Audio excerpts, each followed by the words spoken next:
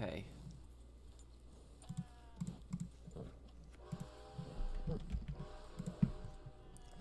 Okay, how's everyone doing? I hope everyone's having a great day.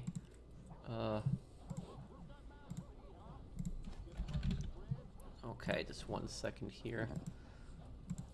Hi guys, sorry I started a bit late. I just had a few things to do today. Just see here. I will start the GT Online stream earlier on Sunday, I'm sorry.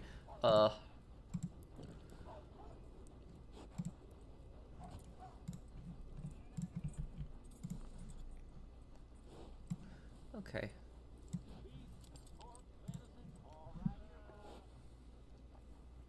Okay. Let me see right here.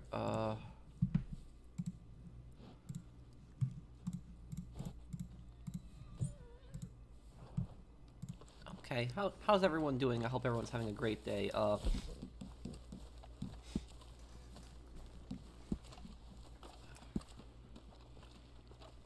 Morning. Trust your gut, folks. Step right up. Your day hasn't been good? Why, Muhammad? What's wrong?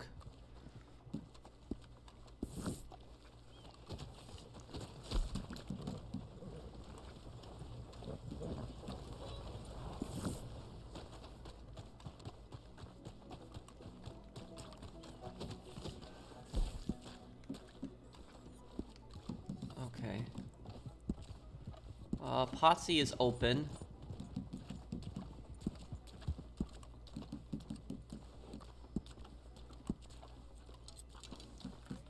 Okay.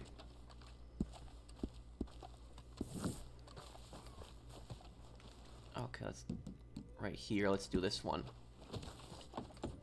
Okay. How you do?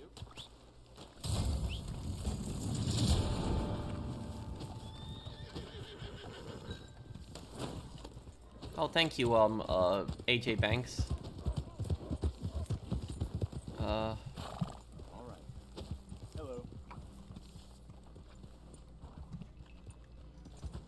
I'm having mental issues, but seeing you stream makes me feel better. Well, I'm glad you're able to feel better when you watch my streams. If there's anything wrong, let me know. I'm sorry what you're going through. What do you think about Twitter's logo and name change? I honestly really don't care about the Twitter logo and name change. I don't really use Twitter that much, so it doesn't really matter to me. I have tried the new Saints Row Reboot DLC, and I'm gonna I am gonna do a video on that. Okay,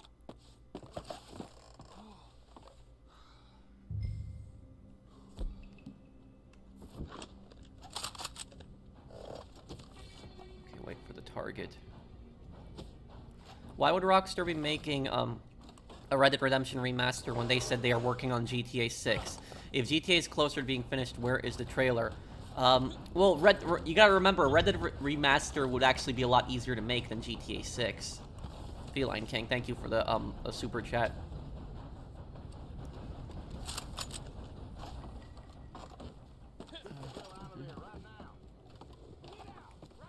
Oh, okay, Lendon.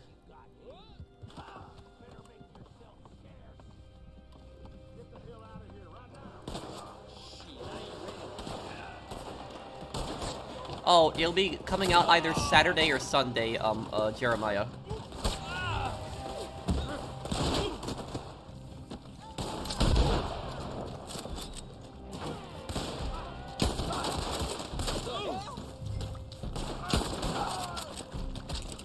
Okay. I don't think they're gonna allow Red Dead Redemption 1 to be remastered like the GTA Definitive Edition. They're definitely not gonna... Oh, yeah. They're definitely not going to let it get to that point.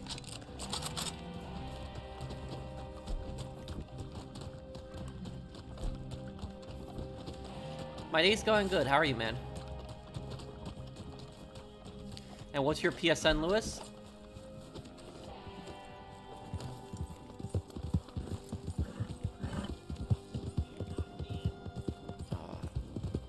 Okay.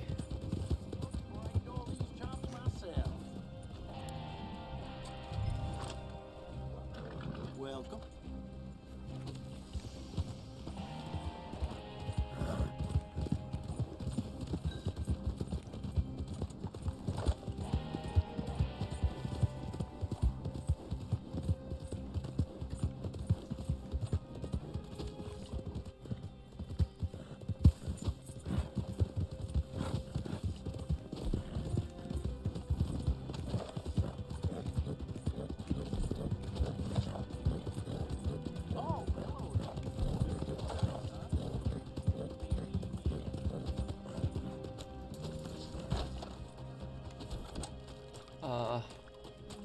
What? Wait, what's wrong, James? Yeah, I know, it's been really hot lately. Let's deliver the target when there's like 2 minutes left. Okay, Mohammed. How is Deadeye useful online? It can headshot players, and it gives you increased accuracy when aiming.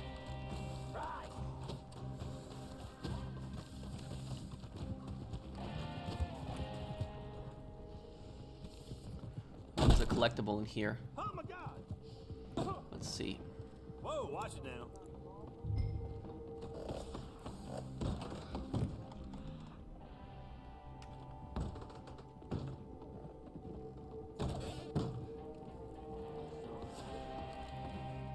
I think it's in here, right? Oh, your mom's in the hospital. I'm sorry to hear that, James. I hope that she makes a full recovery and gets better.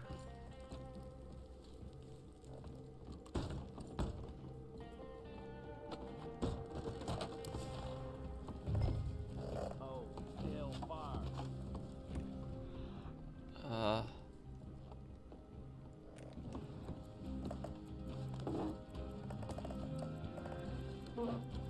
When's the next GT Online video gonna be? Next week, probably, if there's a better money guide. Where's this collectible? No good, cocksucker. Might be on the first floor. So are mine, Fernando. Thank you, Fernando, and I hope that your mom gets better, James.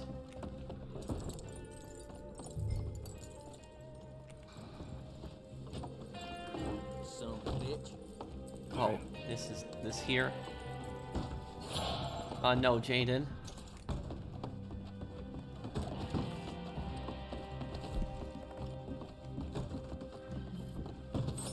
Okay.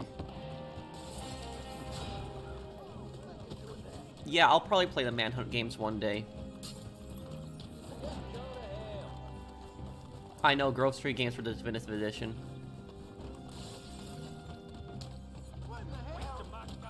Well, Tommy will be loyal to anyone who's not going to betray him. Sounds like Well, what's going on here?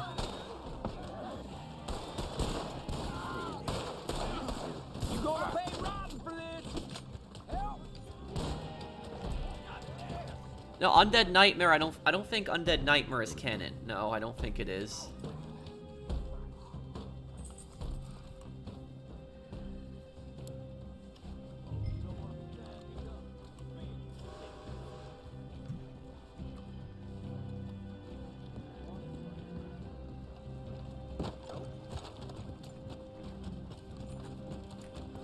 Come on.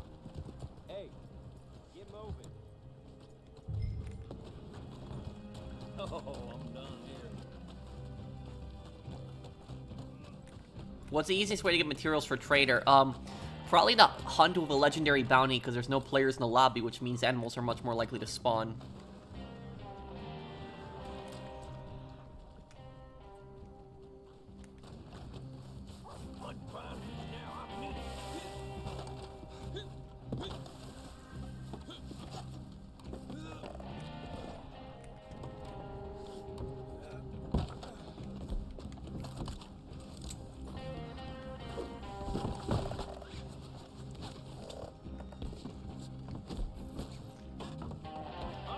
Oh, I did a little earlier, Mario.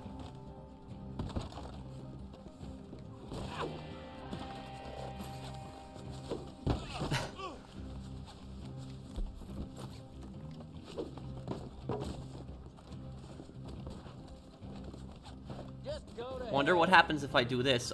Deliver the target then. Oh. Oh. I guess the rope doesn't fall with me then. Thank you, CW Games.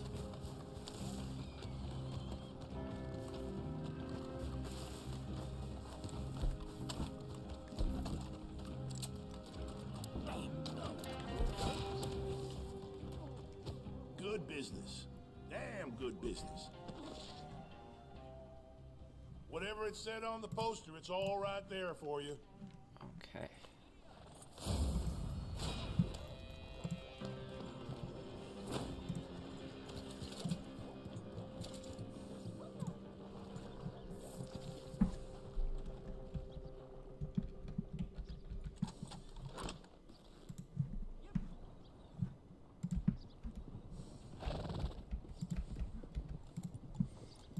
Okay.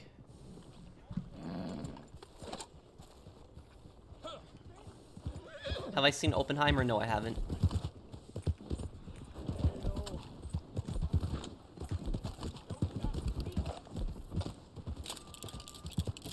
Okay.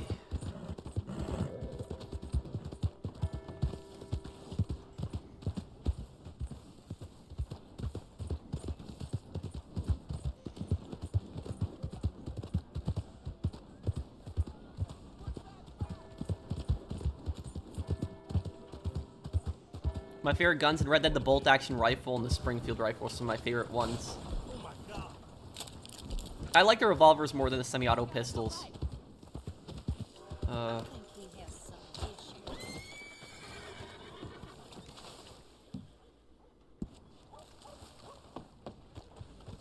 Okay.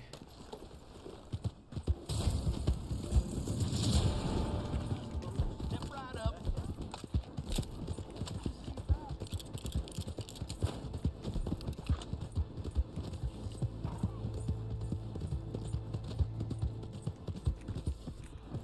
Are you doing Max Payne 2 after you finish Max Payne 1? Probably. I'm going to be doing Bully 2 because I know a lot of people have been requesting Bully.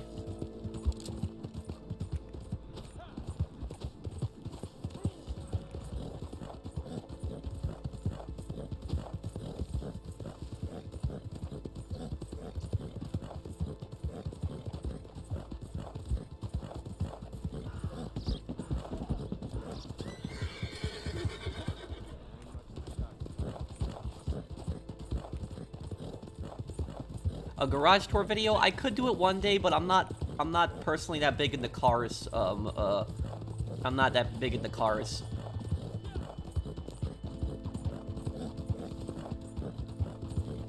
I have a lot of vehicles, but my cars aren't really that customized, so I don't think it would be that impressive.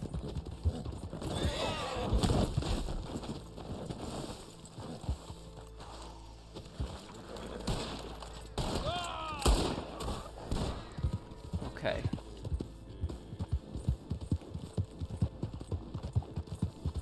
Yes, Phoenix, I did. I didn't get a chance to look at it, but I did. Happy Friday, everyone.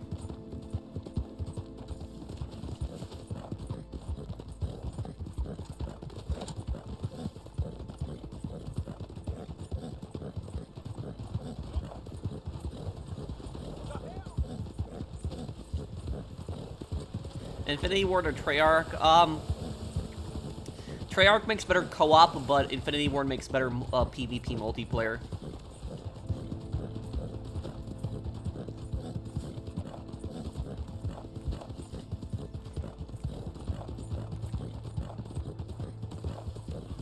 You're going in the ground! Let's scram!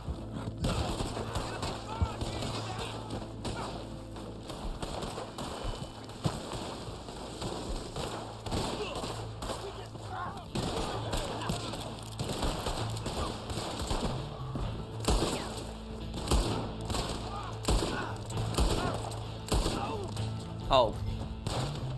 This is the bounty target, right, okay. The new Modern Warfare 3 teaser? What, there is one? Quit being stupid! Oh, for the love of God! I did not like Max Payne 3. The alcohol filter being on for literally the entire game was sickening. I like the shooting and gameplay, not the theme. Thank you, Imperialist. I mean, I liked Max Payne 3. I mean, he's a pretty tragic character. I think that's probably one of the things they were going for with that one. But one thing that I found annoying about Max Payne 3 is you couldn't skip cutscenes. That's one thing I found annoying about the game. So when you were doing like replays and you were trying to do like specific challenges and stuff like that, you couldn't skip the cutscenes.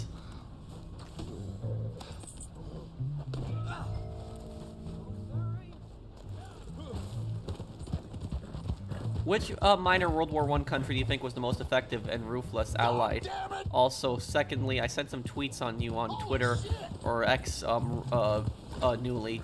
I can take a look at Twitter later. Well, I don't know about ruthless, but the most effective World War I allied country that was that wasn't a major power was Serbia. Serbia did really well against the Austrian-Hungarian army when the Austrian-Hungarians were invading.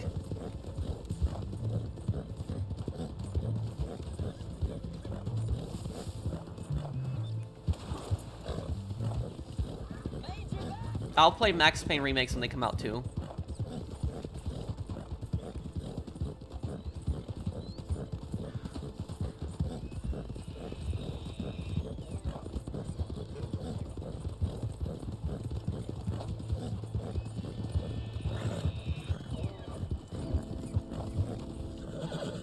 Take this target to the prison wagon here. We don't even have a timer here.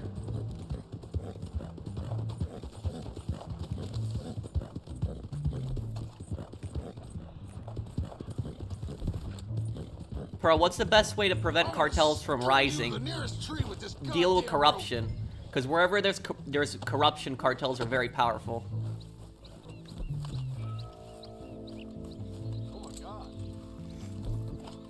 Okay, just wait like a minute or two here before I deliver. I might not do a stream tomorrow, Missouri, because I might be finishing up that video of just me pissing off that scammer, because it's a long video. If I don't do a stream on Saturday tomorrow, I'll do one next Saturday. I mean, no, I don't think this game is really boring.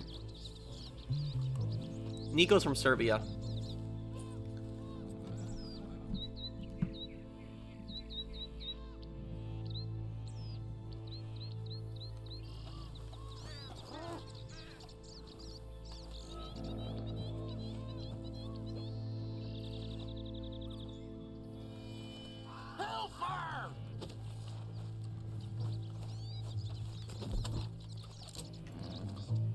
Okay. Were you interested in seeing Hell's Angels as one of the puzzles? Also, I'm starting to watch Super Password, currently on episode 11. I think that if I was on that show and I was to guess history or gangs, I probably would do a good job on it. But if they were to ask me anything math, I'd probably do terrible, Mario. Are you a trophy hunter? I used to be back in the day, not really anymore, though.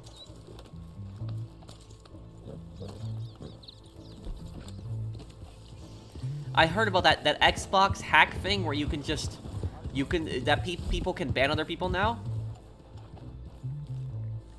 What's the name of the background music and read it online? I'm not sure what this one would be. If anybody knows in the comments, let them know.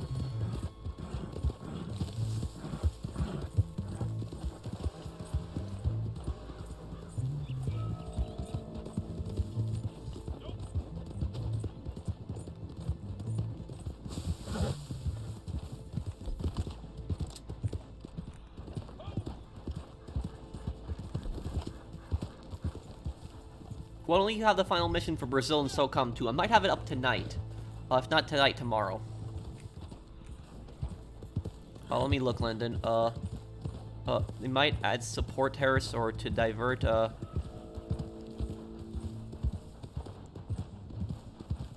Well, that's part of the story in Modern Warfare 2, Lyndon. And just, when you get the chance, just deliver the target when you get the chance.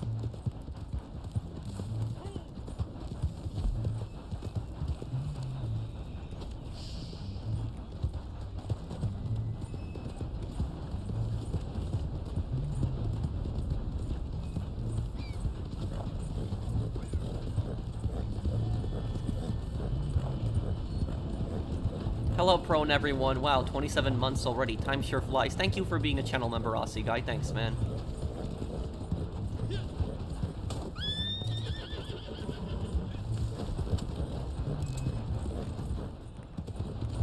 Oh, how do you quickly open the map? Oh, like this? You just hold the pause button. Whatever the pause button is for you, just hold the pause button. It's like the same button to, open up the menu, just hold it instead.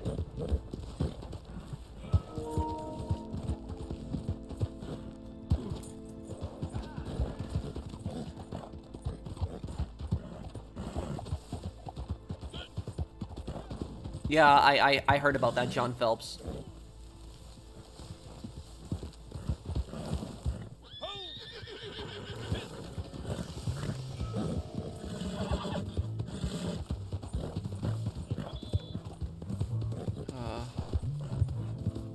Oh, no, I don't think I do, Lewis. What is it? Advice for better mental health? Try to think positively and stay away from toxic people. Toxic people will really hurt your mental health. Oh, okay, Razu. Whoa.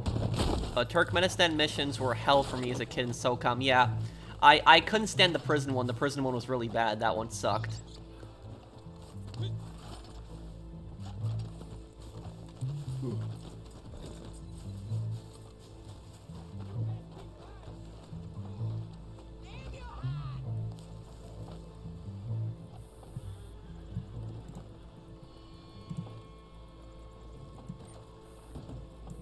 Okay, well I might look at it later though, Lewis. Well,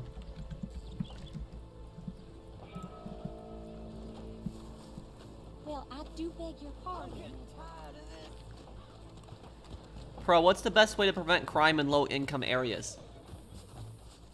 Have a good police force that patrols the area, but also to create programs that would help people get out of poverty, help people find good jobs. Because when people's living standards are higher, they're less likely to resort to crime. So if there's less poor people, there's going to be less crime overall too. Because when people are poor, they're desperate, and they'll do any. A lot of times they'll turn to other ways to make money. You like soccer? It's okay. I don't really watch it, but when it's the World Cup or the Euro Cup, I watch it. Pro, why did you never become a cop? Because I just didn't feel that it was worth it, honestly.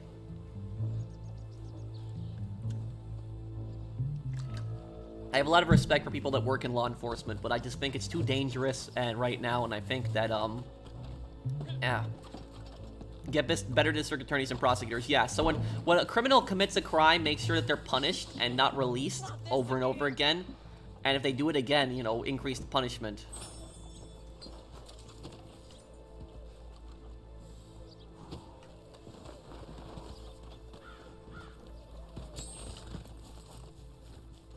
Well, you'll get the going. World at War, Black Ops 1. World at War.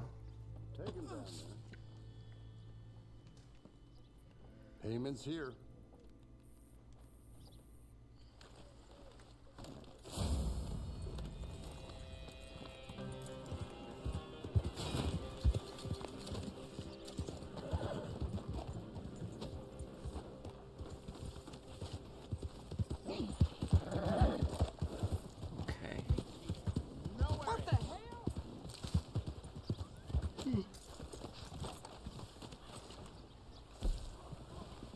Let's see here. Let's go to Coulter. I haven't been up there in some time. Yes, I think we are getting Red Dead Redemption 1 Remaster.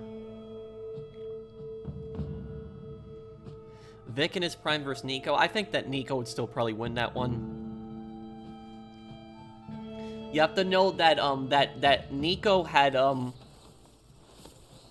served in a very dangerous war zone, and so he has a lot more experience than Vic at the start. And even in their prime, I think that Nico would still win. Will you ever upload Metal Gear Solid videos? Yes, Chillax, and I would consider it. I want to say that you made my day. Okay, Razu. No problem, man. Let me see here.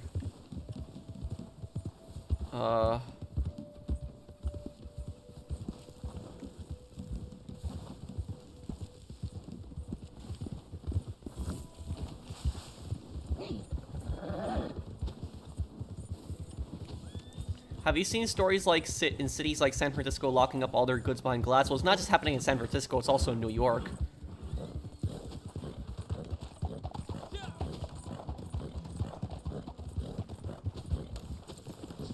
Yeah, New York, you know, the ice cream is starting to get locked up now. You're not up here paying a social call, huh? Boat theft. Oh. Hey. Hey, hey, hey. We're frozen in up here. There's ice everywhere. Trapped. Frozen solid. I'm going crazy. I hate it. Well, as soon as this melts, I ain't sticking around. I get in a boat. Ride the spring thaw all the way to Valentine. But I need you to get me that boat. They got some over by Window Rock. Get it? And I Bro, put how food on often your do plate. bank robberies happen in America? If you're talking about like if you're talking about like the professional bank robberies, like the ones where like, you know, the guys are like trained and, you know, and they you know, they're experienced in that type of stuff, that stuff is very rare. It happens, but it's very rare. If you're talking about the stupid bank robberies, which the stupid bank robberies basically will be like some idiot that just walks into a bank with just a handgun and just tries to like rob the teller, those are a lot more common than you think.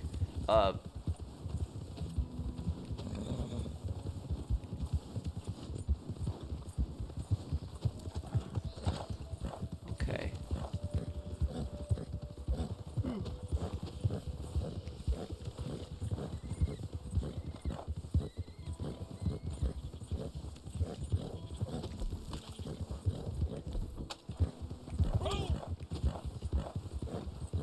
I've got a controversy for you, Pro, about Bully. The game, Jack Thompson tried to get the game banned for being a Columbine shooting. What? Well, thank you, Phoenix, for the super chat, but here's the thing about this isn't like I've never played the game Bully, but isn't the story in Bully where you basically stand up to bullies? Isn't that pretty much what the story is? That like you're a student and the kid you play as in Bully, he's not necessarily like a good kid, but not necessarily like a bad kid, and the main enemies in the game are bullies, aren't they? Like, am I right on that? So it's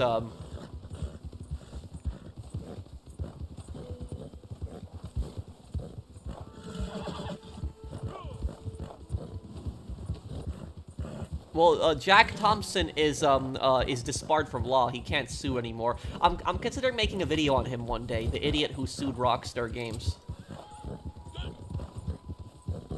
Well, I don't live in New York anymore, Lewis. But oh, I can just invite you after this. Razu. Oh, Razu, our session is actually right now full because we're in an invite only session. When somebody leaves, though, I can invite you. So it seems that it's full here, yeah, because 6 people is the max you can get in an invite-only session.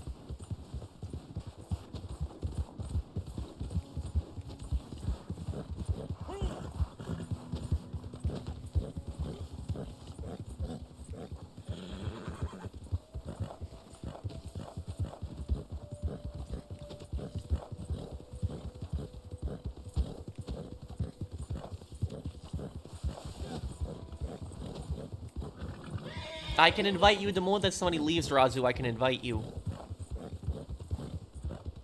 Oh, well, Jack, I wanted to change the scenery. And I wanted to go to a different place, like a new place. That's what I wanted to do.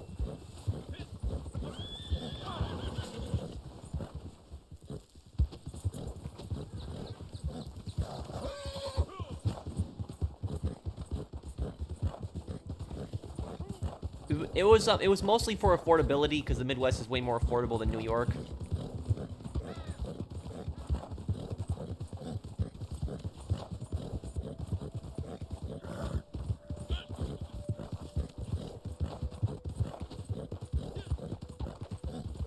I'll look at your comment in a little bit here, London. And when I get over there, please let me drive one of the boats, guys. I haven't driven a boat in this game in some time.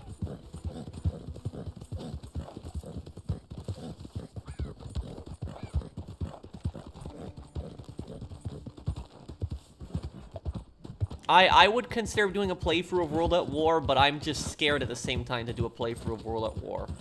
Because just last time I did it, it got striked by YouTube.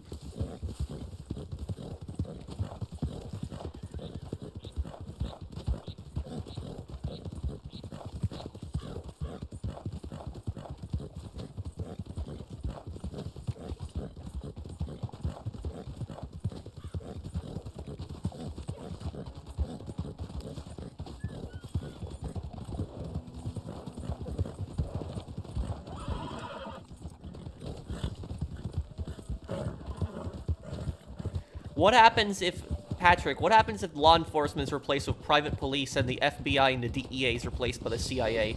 You don't want that to happen. That would be an absolute disaster.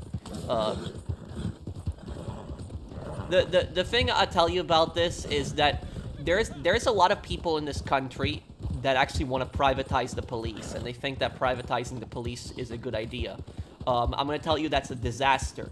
That's a disaster and a recipe for disaster. Now, I'm all for small government, but when it comes to the police should never be privatized, ever. You should never do that. We've tried to privatize the police before. So, like, and most of the time, the people that you hear that they want to privatize the police is mostly rich people that you hear saying stuff like that. But what I will say is, we've tried privatizing the police before. We've actually done it in America. In America, the police actually used to be private. A lot of people don't know about that. And when we actually did it, it was a massive disaster. It was a fail. Do you know what the private police force was actually called? The Pinkertons. That's what the private police was actually called. And Pinkertons are not cops, despite what people think they are. Pinkertons are basically mercenaries. They are private cops. So basically, think about a large corporation that has its own police officers. That's basically what the Pinkertons are. Like, for some reason, I don't know why, people think the Pinkertons are like government agents in Red Dead Redemption 2. No, they're not. They're literally basically mercenary cops. That's pretty much what they are. Cops for hire. And the thing about that is, when you mix in policing for profit, that's a massive disaster. Because think about it this way. If your policing is based on profit, right? Then think about it this. Who are the police more likely to protect? Somebody who's poor or somebody who's rich? Who are they most likely to help? Somebody who's poor or rich? And if the police are privatized, there's also much more risks of corruption. That's what we had happen with the Pinkertons. The Pinkertons was, disaster. The Pinkertons were corrupt. The Pinkertons were scumbags. Like, they were really bad people. So, in Red Dead Redemption 2, don't feel bad about killing the Pinkertons in Red Dead Redemption 2, because the Pinkertons were really bad people. They were very corrupt, they were very brutal, they were really bad guys. Not saying Dutch was a good guy, but the Pinkertons were just awful people.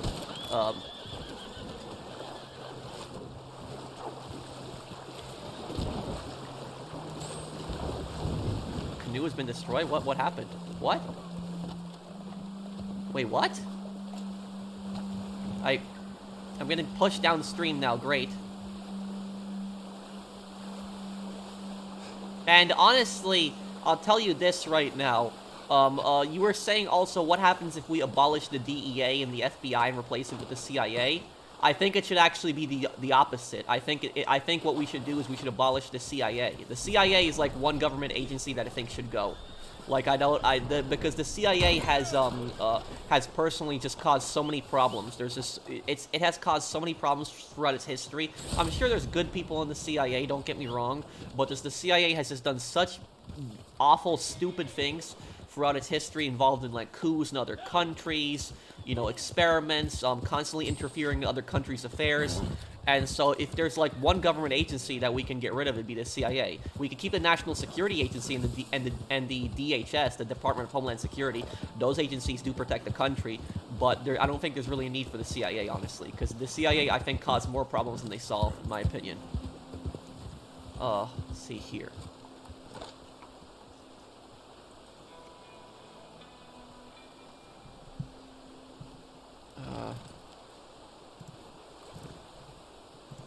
Did my chat freeze?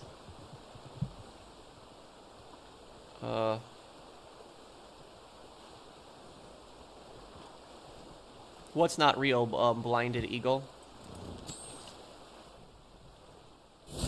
Let me see, here's the...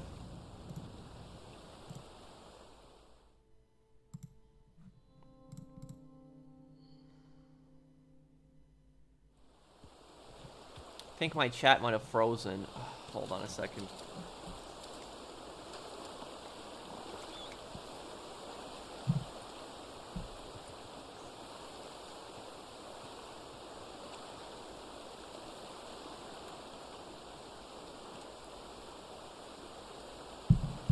Yeah, what the? I think my chat is frozen.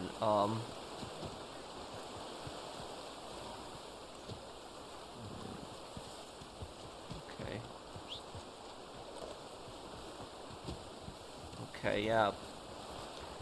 Chat on my thing is just not. It's frozen on my computer, and on my I refreshed the page. It's still there. It's still frozen. I don't know why it's doing that. Hopefully it resumes soon.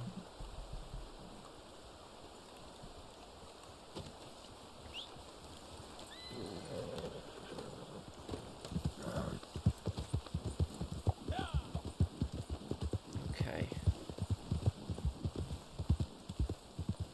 Let me see here. Make sure the stream's working too.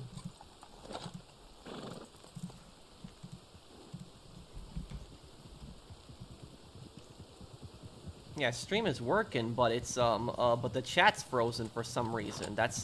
I don't know why that's happening. So stream's fine, the chat's just frozen.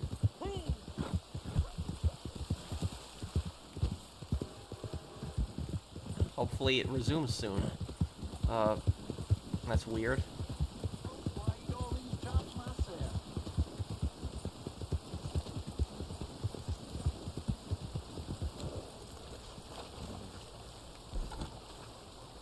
Oh, now it's back. It's working again.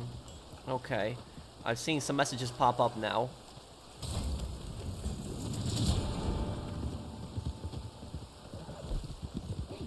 I don't know why that happened. That was weird. Okay, I thought my stream crashed, but my stream didn't crash. It was just a chat.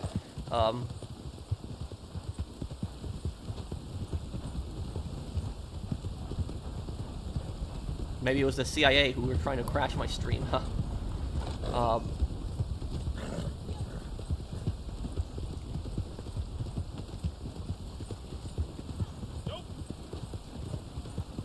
YouTube is broken. The chat has been freezing last 3 days. Oh, it has. Well, thank you, Jackknife. Yeah, you didn't hear what I said right before the stream crashed. Did you hear what I said, Fernando? I was literally just criticizing the CIA right before the stream chat crashed, and it.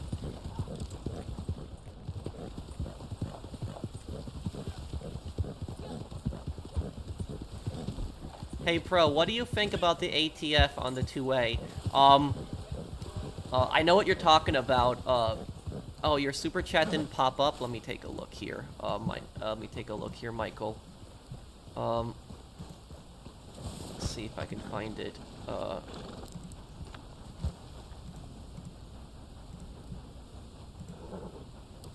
I see your super chat. I just have to go in my settings. Remember Rooftop Rumble? You had to kill your clones. Rooftop Rumble, you had to kill your clones. Are you talking about the new mission for the drug wars, Michael? Now, what was it here?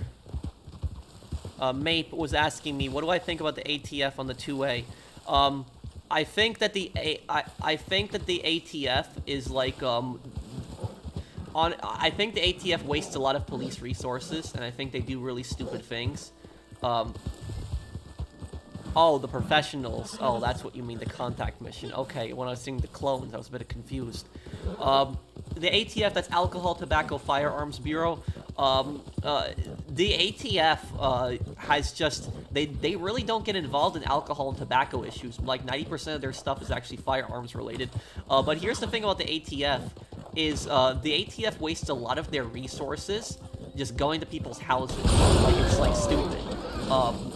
Basically, like, the ATF, what they did was they recently made pistol braces, you know, illegal, like, a few months back. And pistol braces have been legal for decades. And all of a sudden, they decided, nope, they're not legal anymore. And there was no vote passed, nothing like that. All of a sudden, they just decided to make it illegal. Like, it's a government agency that's deciding to just change laws like that. You can't do something like that. It's undemocratic. And so the ATF, they'll go to people's houses and just harass them over, like, pistol braces, and yeah, the ATF is not a, there's that video that recently came up with the ATF when there's a bunch of ATF agents. They were actually at a shooting range, and one of the ATFs actually had an MP40 pointed at him.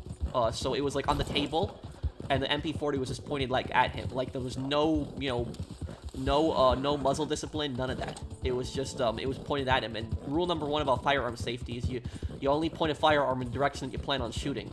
You never, even if it's unloaded, you never point it in an unsafe direction. And that's like, you know, that ATF agent was an idiot. When there's 5 minutes left, let's deliver this target.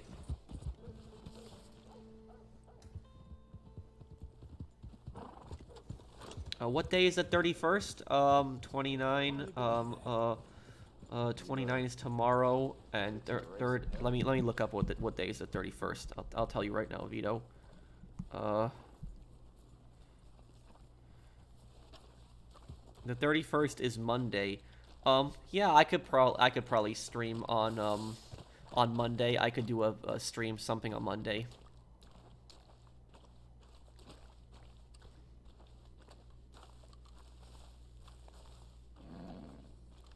Do you think the UK police is better or worse than American police? I would say it really depends on the states, because in certain states in America, the police are, you know, worse than other states. But what I will tell you is that, here's one thing that I will tell you, though. I've seen some videos of the British police, and I do think the British police, I'm not trying to offend anybody in Britain, but I do think the British police are incompetent in some of the things that they do. Like, for example, one of the things that I've seen is when there was the protesters. So in Britain, there's this protest group called Just Stop Oil, and it's a bunch of, you know, climate change protesters, and what they do is they block the streets. Now, look, I'm not saying that climate change isn't a problem, but that's not the way you go about it. You don't go about blocking the streets, harassing people like that, but that's what Just Stop Oil do. They interrupt events, they run onto fields during when their two teams are playing soccer, they run onto TV shows spraying paint, you know, they run into museums and throw, you know, tomato soup on, like, paintings. And so what happened is, when it comes to the British police, is the Just Stop Oil people, they go in the middle of the street and they block the street, and like you'll have like a massive pileup of cars when they'll just be blocking the street, and the British police will just be standing there and they won't do anything. They won't arrest them. I don't know why they don't just move them, why they don't do anything about that, but I've seen several videos where the British police are just like standing by, and the Just Stop Oil people are just blocking the roads and causing massive traffic jams, and you can't do something like that. I will tell you this, I saw a video once where there was a guy in a van. This was in Britain, and the protesters jumped in front of the van, were blocking him. The guy gets out of the van and says that, he says, I'm gonna be late to work, I have to go to work right now. The protesters don't care. They just keep blocking the road. The guy gets really pissed off, he moves one of the protesters. You know, he didn't, like, violently grab them or anything like that, but he was moving them. He was basically pushing them to the side. And what happened is, the second that guy was trying to push the protesters to the side, a police officer went up right in his face and said, you can't move people, you can't touch people, you know, a bunch of other stuff. And the guy starts arguing with the police because the police were just standing there the entire time. And so he says to the police, you guys aren't doing your job, you aren't doing anything. It's like, literally, they're causing a massive traffic jam and you're just standing there just watching. And then the second I tried to move them, that's when you get involved. And so that's what I'll say about, like, police in Britain is, you know, I have respect for law enforcement all over the world, but I don't know why they don't just move the protesters, because you can't block the streets. You know, the second, like, you know, the second that they, you know, the second that they start blocking the road, fine them. That's what I say, give them a fine. And if they still refuse to move after you find them, arrest them at that point. That's what I would do. If you, like, you know, get them to move, and if they go right back towards the street, arrest them. Because, you know, you can't block the road. You can't do stuff like that. But I'll tell you this, in a lot of places in America, if you tried to block the street, the police would arrest you right away. Like, it wouldn't be a delay like that, like I see with the Just Stop Oil people. Like, that's why protesters do block the roads in America, but it's not as common as Britain, because in America, if protesters block the road, they do get arrested really quickly. Let me see here. Come on, out of the way. Too bad Reddit Online didn't get a sheep taco hunting mission in Mexico. I bet Fernando would love that one, though. Thank you, Michael. Oh, and there's no posters left. Okay, let's go to my moonshine shack. Cori Bush is a big hypocrite when it comes to policing. She wants them defunded, but also used campaign money to fund security for her husband. Who's that?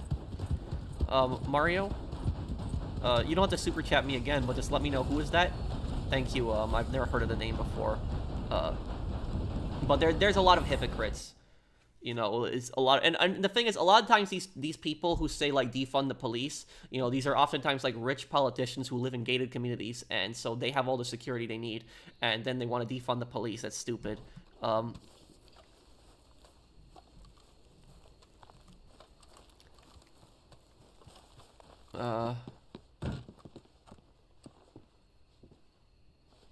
Did you hear that Pakistan's prime minister admitted that Pakistan smuggles drugs in India? Well, I don't know what that's about. I would have to read the article, but I will tell you this though, Ian. If you had if you had an advisor to the prime minister of another country admit that that country is smuggling drugs in your country, then India should summon the Pakistani prime minister immediately and have them explain what's going on here. That's because that's unacceptable. I've seen a video where Just Stop Oil had a banquet and some guys pranked them by attaching an annoying alarm to a balloon and leaving it on a ceiling. Yup, I have. I've seen that, and that's actually a new group that was started, and they're called Just Stop Pissing People Off. That's what the name of the group is. It's a counter to Just Stop Oil.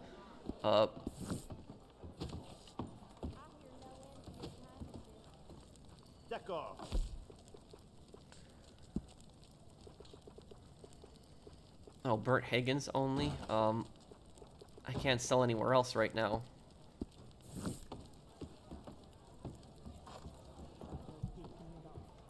Oh, thank you, Bunny. And thank you, Fernando. Would save Reddit on Sheep Tacos would save Reddit online. They would.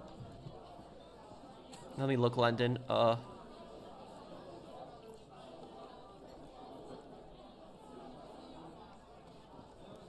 There was a Just Stop Oil protester that actually got attacked by an enraged motorist, got hit and kicked in the head once. Hope the motorist footed.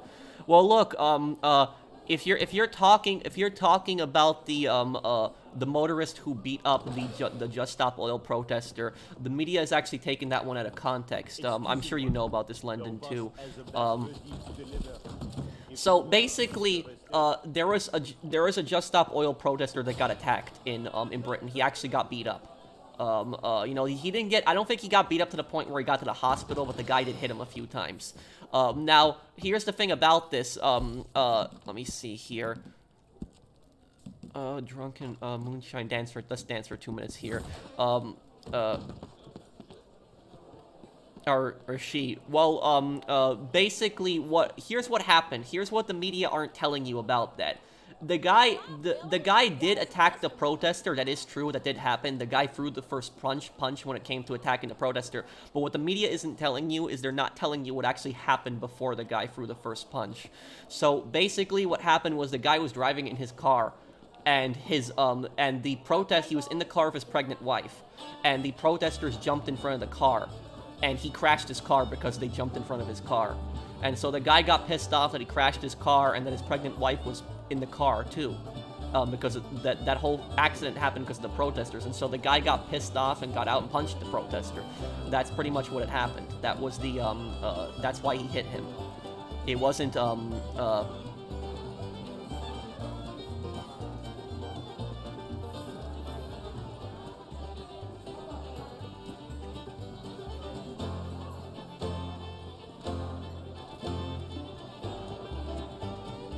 politician? Oh, okay, Mario. Well, I'm not surprised. Politicians are,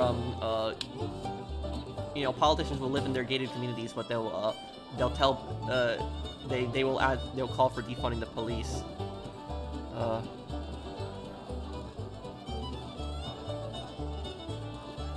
Hello, everyone. This is running on empty, food review. Wait, what? Michael?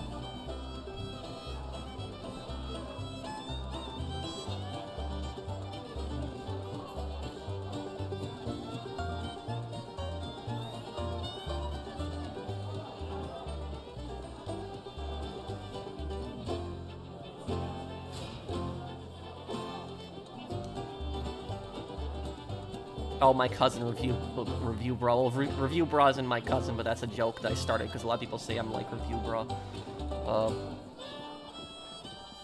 How do I get people on my side? I know I'll make them really angry protesters. Yep.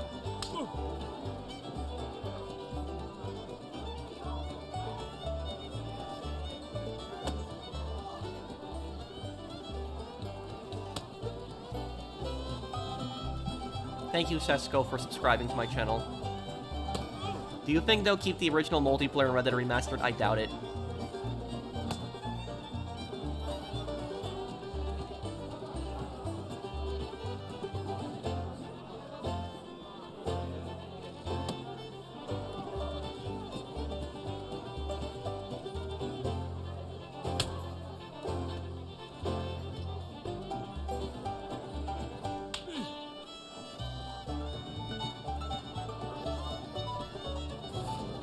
Okay, there we go, advanced. What history do you find the most interesting? French Revolution.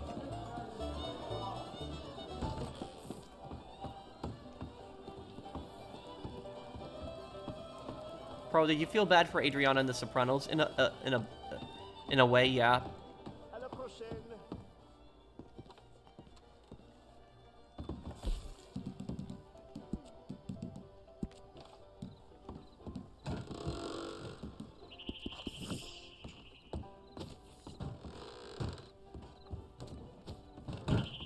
My favorite subject in school? History.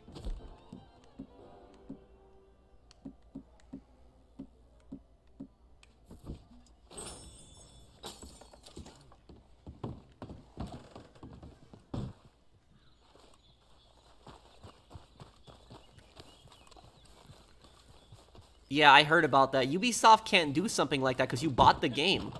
Just because you're inactive for 6 months, who cares? You still bought it.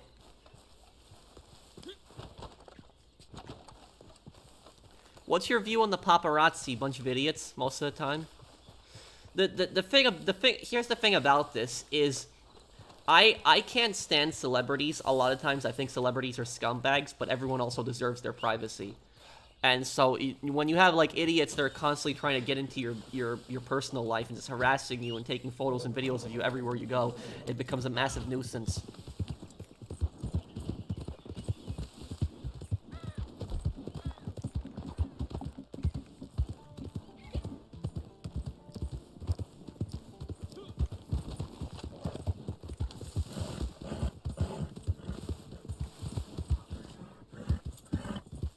Hey Pro, videos I found really entertaining on your channel were the real life videos where you go places from GTA games. Do you think you'll be doing those again? Yes, I will do another one of those in November.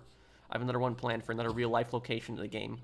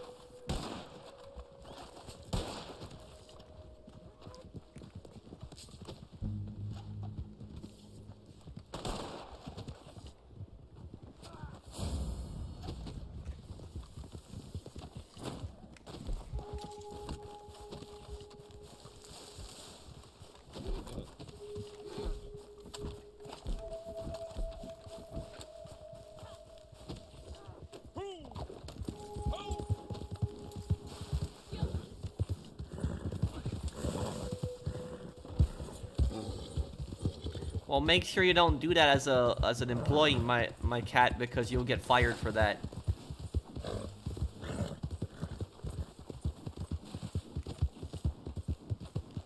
The worst movie I've ever seen, period. I don't know. I can't really think of any bad movies that I've seen.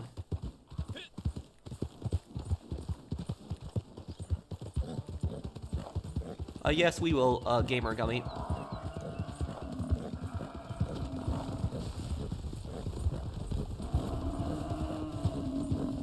Pro, you are my hero and celebrity. Well, thank you, Cowboy Kid.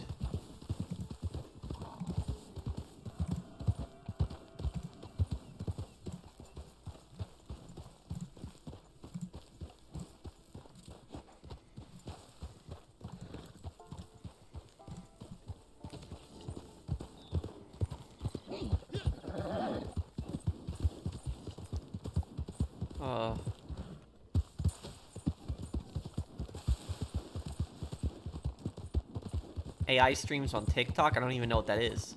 I haven't seen Oppenheimer. Let Let me look, London. I don't know too much about that, Jeffrey. Thank you, thank you, Nick, for watching my channel for that long.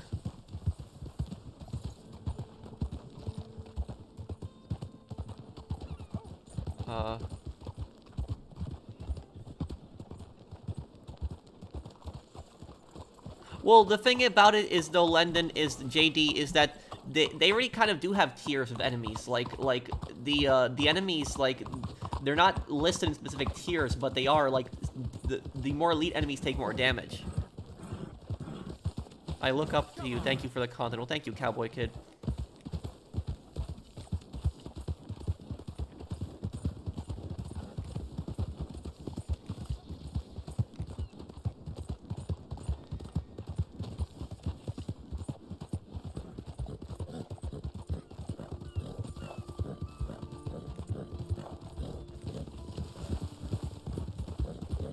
Let's see, what are we doing here now?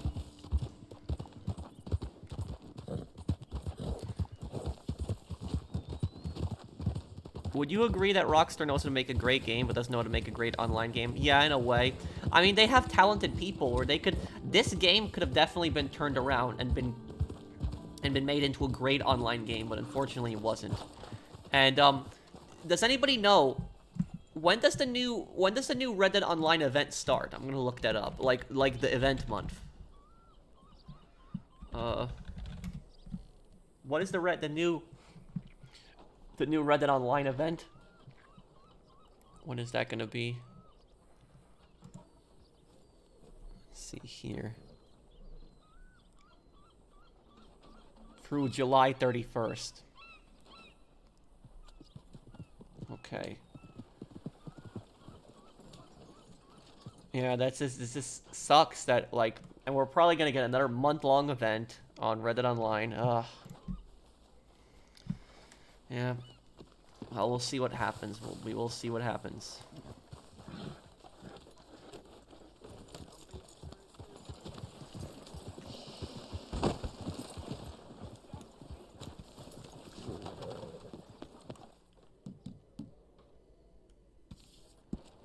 Hello, Professional. I just want to say I've been really enjoying your old gameplay, Bruce, especially now you're going through Max Payne. It's my favorite game of all time. It's a treat. Thank you, Mega. Thanks, man.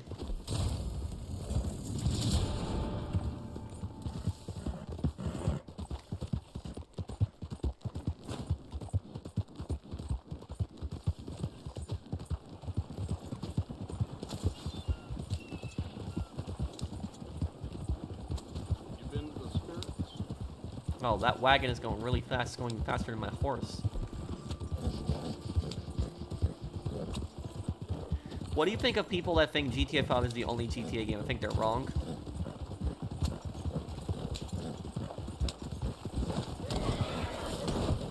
Whoa. Oh, let me see here. Oh, Razu, I can invite you right after this. Thank you, Mega, for sponsoring my channel. I can invite you right after this, Razu.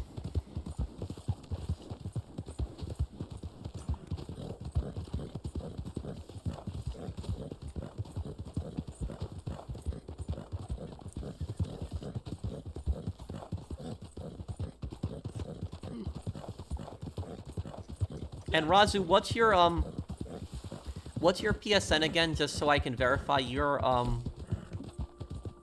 Rex, right? Just making sure.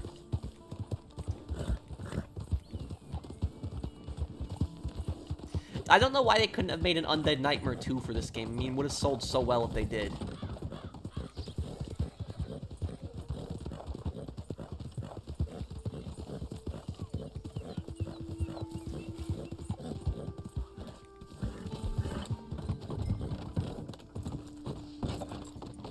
Gotta wait for the target here. Okay, Razu.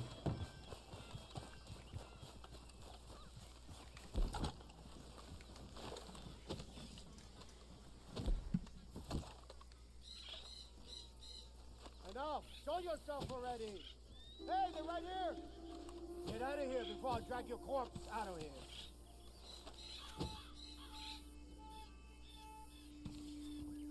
Oh, that'd be cool too, Mr. Green.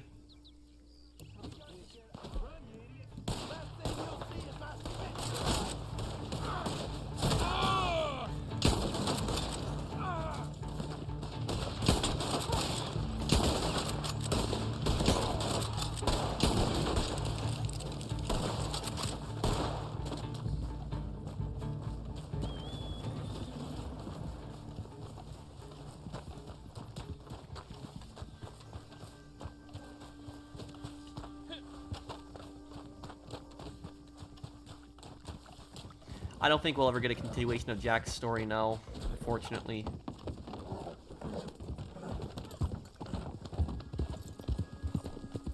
I can imagine if they made an Undead Nightmare though, like 2.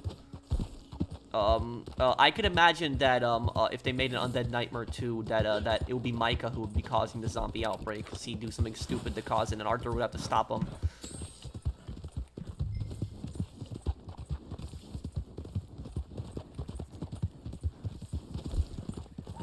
Wait, General, did you just join the session here? Come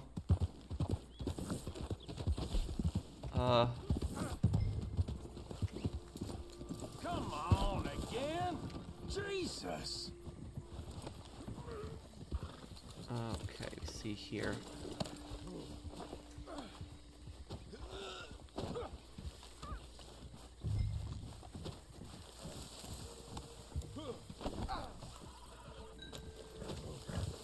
Hey, Pro, we need a GTA 4 remastered. I agree, yeah. What the hell? I've driven through Wisconsin a few times. Yes, I want to do another, there's gonna be another real-life video that I'll do in November. Oh, shit. Not again. I'll look in a little bit, Landon.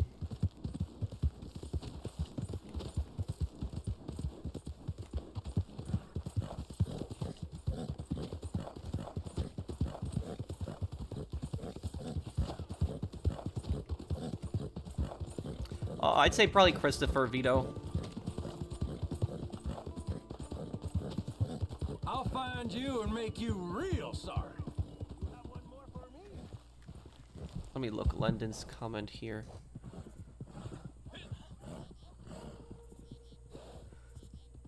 What is the pros and cons of wearing a very bulletproof helmet or wearing a motorcycle helmet? And which helmet would you survive in a melee fight or a shootout?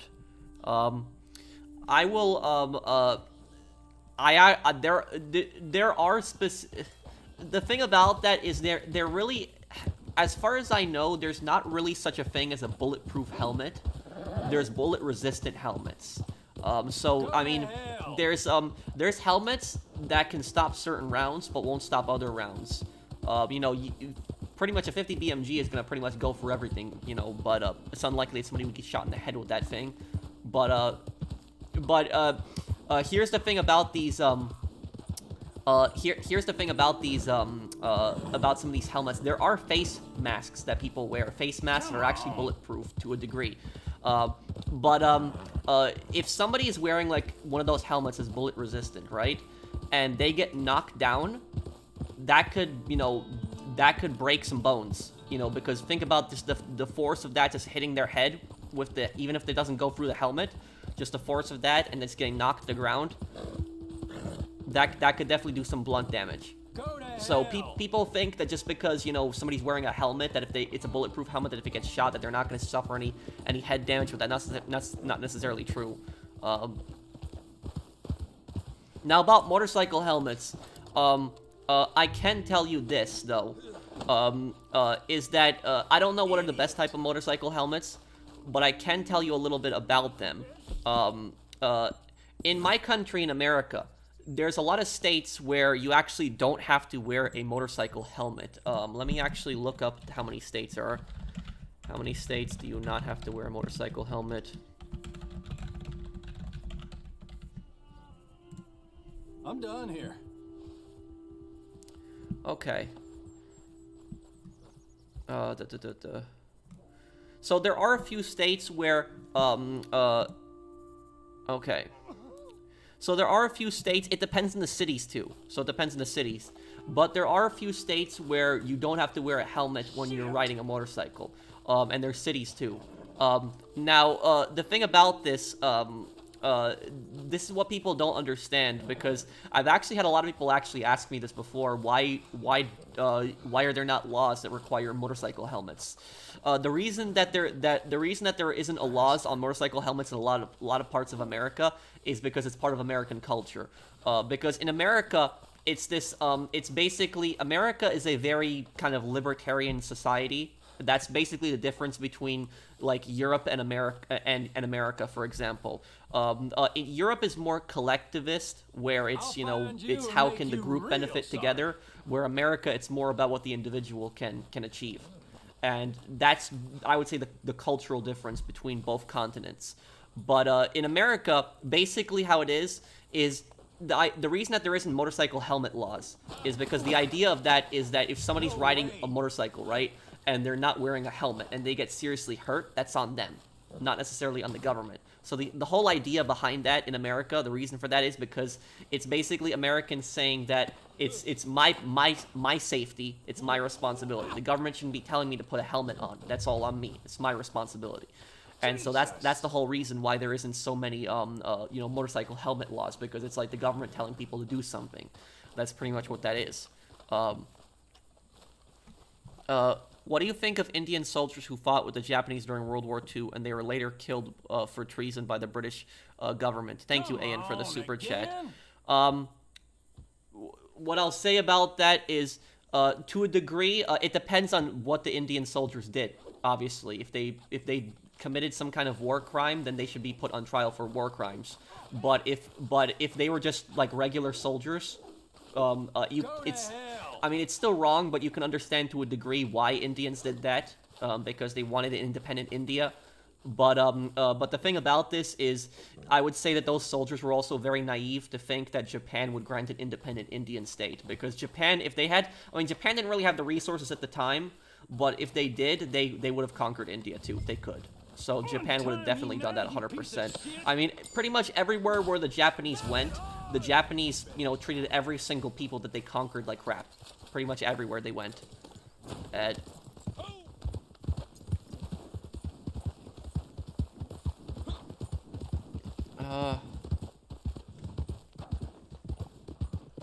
Oh, thank you for sponsoring my channel, Chas.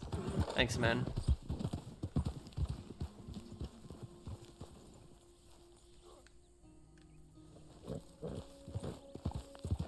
No, I haven't seen the Oppenheimer movie.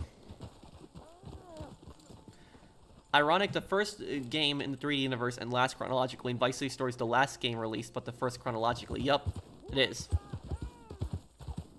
Vic is technically the first GTA protagonist when you really think about it, and Claude is really the last one in the 3D universe. It's okay, Chaz.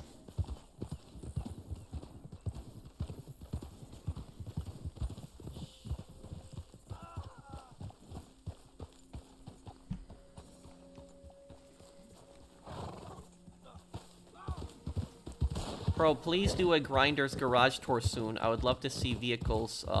I could do that one day, but my garages I don't think will be that impressive. Like, I have all the vehicles, but they aren't that impressive. Let me see here. Razu, are you still here, man, by any chance, Razu?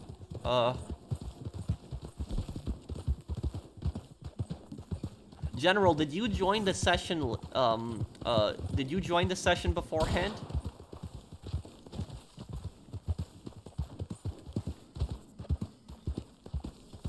It's inspired by it, Lammy.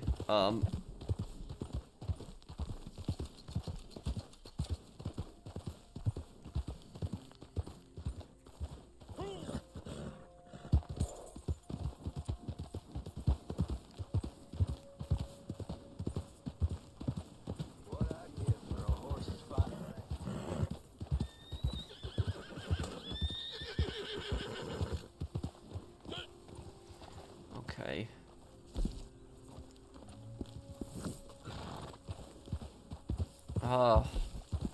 I do want to make space for Razu, but I think was General here beforehand? I don't remember because I saw 5 people in beforehand. Oh,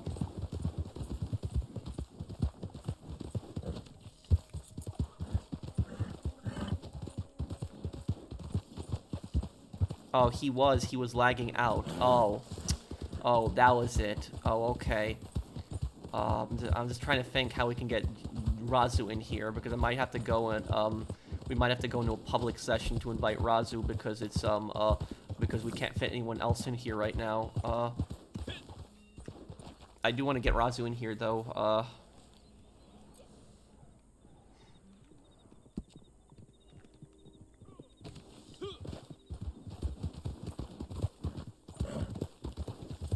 It's up to you, Chaz. I don't want you to feel like I don't want you to feel like you have to go. It's up to you, man.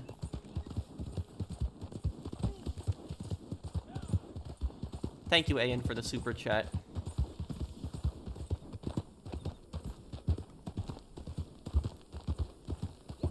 Oh, that will be coming out tomorrow or on Sunday, sweet.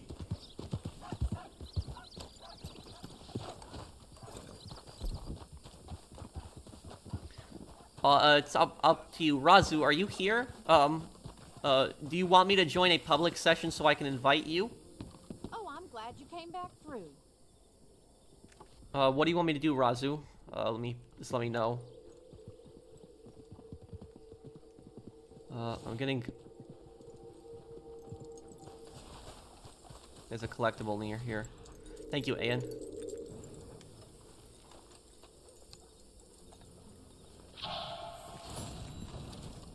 Pro, what are the pros and cons of being a landlord? Well, pro is, you know, you get good passive, you know, income.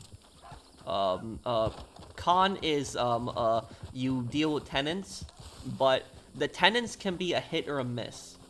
It can be, you can have, like, really good, nice people that will be renting out your property for years, and you have no issues whatsoever. Or you could have really psycho people. And then you could have things breaking. When you have things breaking, that's really when it sucks. This is why I recommend that you, if you're gonna be buying a rental property, in my personal opinion, buy a property that is 20 years old, at least, well, max 20 years old. That's what I do, because I refuse to buy anything that is over 20 years old, and the reason for that is because I might spend a little bit more money on a more newer property, but I don't have to worry about anything really breaking as much. So chances are a lot less things are gonna break, and that does make a massive difference.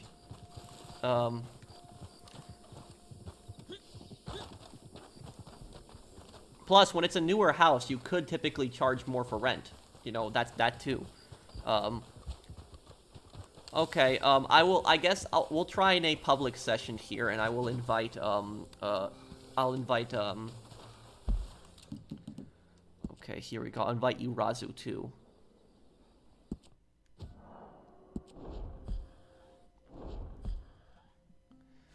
Let me see, are there any free mode events?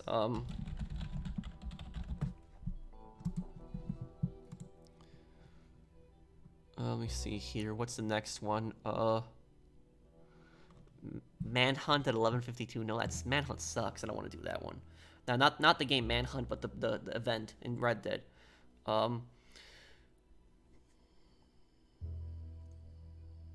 Yeah, I know about that, Chaz, but I could do something else. Thank you, boss Uchiha. But here's the thing. Here's the thing. I'll tell you guys about it. Is well, this is one thing that people get wrong about rentals. Is people think that all landlords are scumbags. That's not the case. I'm a very reasonable landlord. I always help my tenants out. Whenever my tenants need anything, whenever anything's broken, I'm right there and I help them out right away. But there's also scumbag tenants, which people don't talk about. There are scumbag tenants that take advantage of good landlords. Now, what I'll tell you guys is, I had a new family. I had a new family that moved into my rental property, right? And the new family that moved into my rental property, basically what happened with them is there's this agency that I use, right? And I'll invite you to Hirazu. So there's this agency that I use, and the agency basically I pay them to find tenants for me. So they do tenant placement. They find like people for me. They do a background check. They interview them, check their income, and they basically help them get settled into the house. And basically for that, I give that agency 70% of the first month's rent. So they get 70% of the first month's rent. It's the tenant pays the first month's rent to that agency. They get 70% of it, and I get 30% of it. Now, what basically happened was the tenants, because they were moving from another state, they were 5 days late on the move-in date. So they didn't realize that they had to pay their rent on the date they were supposed to move in. And so they were 5 days late on that. And what happened is the rental agency, right? They owed them a $140 fee. So it was an extra $140 because they were 5 days late. And so basically what I did was, because this was like a new family that moved in, this wasn't people who were trying to slack. These weren't like slackers or anything like that. They were just moving in. They were moving in from another state, and they just didn't happen to move in on the exact date that they were supposed to move in for. And so I felt bad for them. And so basically what I did was I told them that when you have to pay me the first month's rent, because they have to pay me, the first month's rent this August. I told them, when you pay me in August, just pay me $140 less of what the rent is for August, and we'll be good for August. I told them. So then that way you don't have to worry about the fee. I covered the fee for them. So that's what I did that. And that's like and that's why you have to build good customer relations. You have to build good relations with your tenants. You want to have a good relationship with them. So yes, I got $140 less in the rent for August, but I think it was worth it because I took care of the fee for them. They're happy. They like me as a landlord, and these are people that I signed a contract with for a year, for a lease, and so I want to have a good relationship with them. And so that's the key to being a good landlord is you got to be reasonable, and you got to talk with your tenants, help your tenants out, and that. But what I will say also about let me invite here. What I will also say is, don't let yourself get how big was the family? Wife, husband, 2 daughters and a son. Now let me invite Razu here.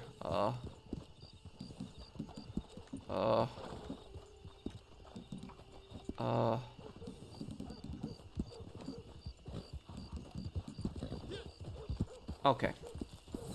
Bro, why did you become a landlord? Because I wanted, like, passive income. But what I will tell you guys, though, is, I will tell you guys this, though, and here's what I say is, this is what to do. If you have a tenant that is late on rent, this is what I recommend you do. If they are late on rent, if this is the first time that they're late, like the first time, don't charge them a late fee. Don't, if it's the first time that they're late on rent. However, though, even though you're not charging them a late fee, make sure you tell them. Just tell them, like, hey, I know you were late on the rent. Is everything okay with the property? And if they say everything's okay with the property, you just tell them, hey, you were a few days late on the rent. I'm not going to charge you a fee, a fee for this, just a regular rent. But please don't do this next time. That's all you got to say. And that way, the first time they're late, you waive it. You're reasonable. But the second time that they're late, charge them a late fee. That's what I do, because you waived their first late fee, and you gave them a warning, and you told them not to be late, because it is your property after all. They're living in your house, and so you're running a business, and so they have an obligation to also pay on time. And so that's what I would say is that if they're late the first time, waive the fee, but just kindly remind them and tell them, I waived the fee for you. Just please don't do this again. And if they do it again, then you charge them a late fee. That's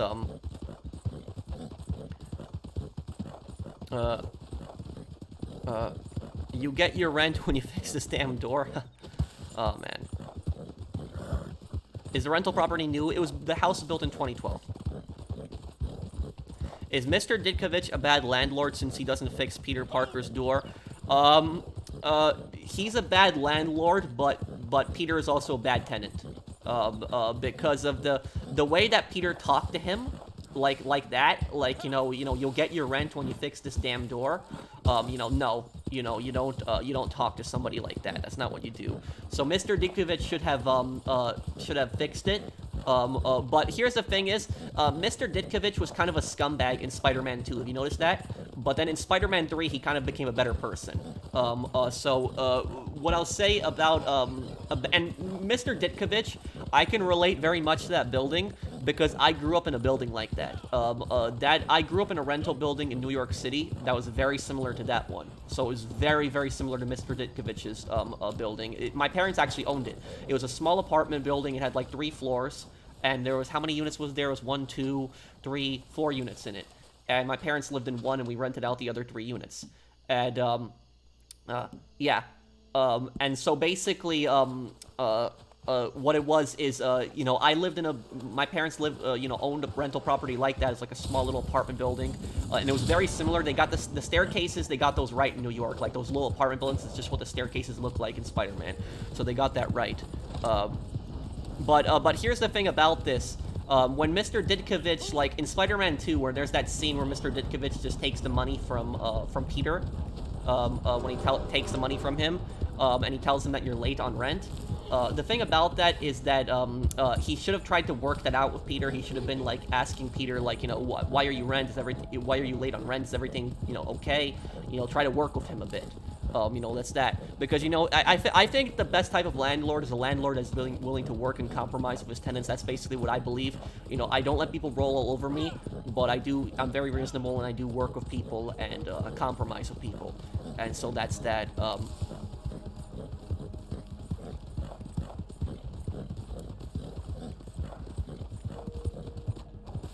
yourself around me. You got it. Who the hell are you? Just put this idiot in the goddamn ground. Oh wait, do not don't blow up that wagon. Don't blow up that wagon. I want that wagon.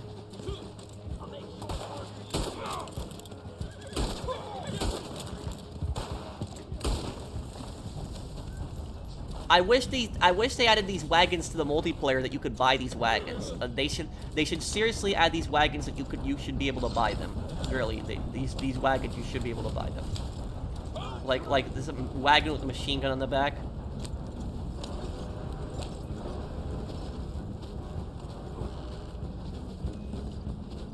Oh yeah, look at that. Isn't that cool?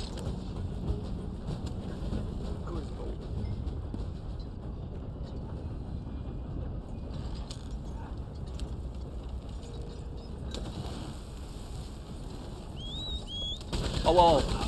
Oh, sorry. Take this to Armadillo. I pay $1,700 for 2 bedrooms. What state are you in, Mannix, if you mind me asking? Rent by me is over $2,000. For what kind of property are you renting for $2,000?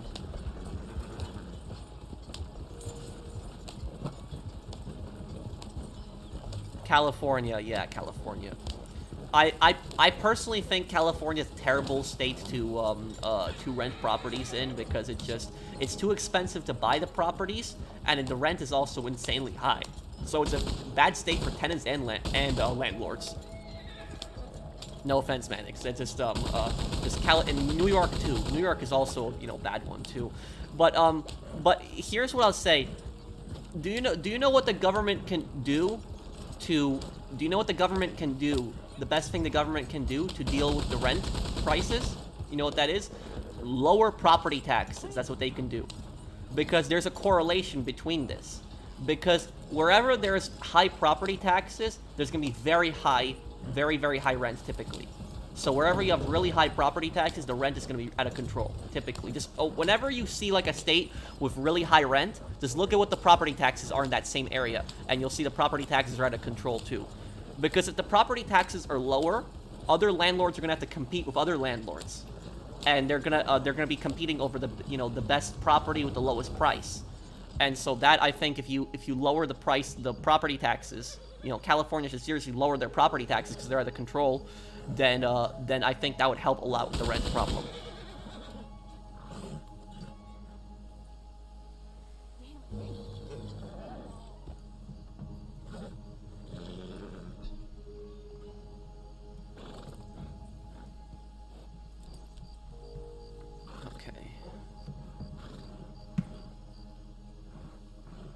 Why would you pay taxes on something that you own? Might as well call it... Yeah, I mean, I never liked the idea of property taxes, honestly. I think that property taxes are kind of stupid. Because when you really think about it, you're pretty much paying rent to the government. That's pretty much what property taxes are in a way. Oh, great. I gotta charge my controller. Hold on. And if you don't pay your property tax, well, the government's gonna take your property from you. So that's,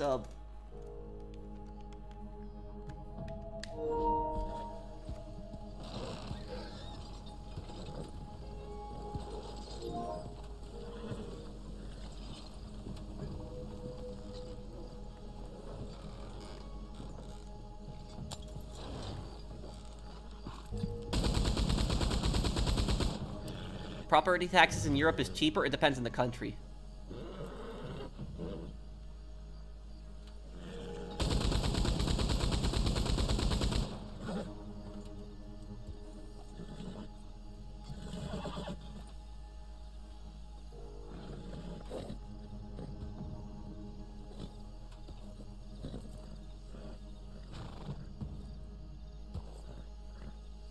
Bro, I'll be honest from a standpoint, is Jameson committing a crime in Spider-Man by not paying Peter all that well? Well, it depends on how much Peter is making. But it seems like Peter is not based on Peter's money in Spider-Man is not based on salary, and it's not based on hourly either. It seems like his money is based on his projects. So he brings photos to the Daily Bugle, and they pay him based on the photos that he brings.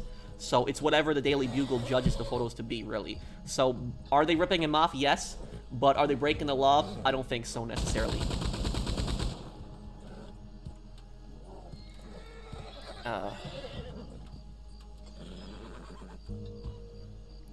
I would love to move to Florida. I just can't stand the humidity. Why don't you move to the Midwest? The Midwest is just as cheap as Florida, even cheaper in some places, and there's no humidity.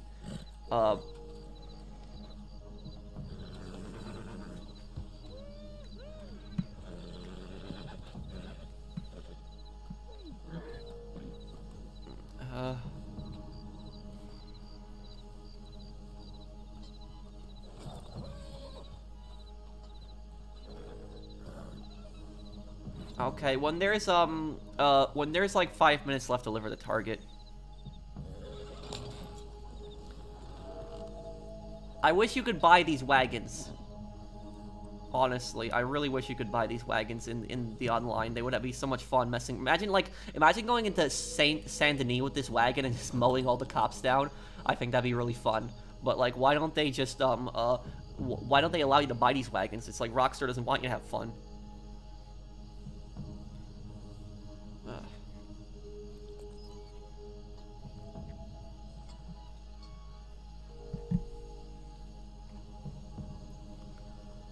Bro, what is the Empire State Building? It's the second tallest building in New York.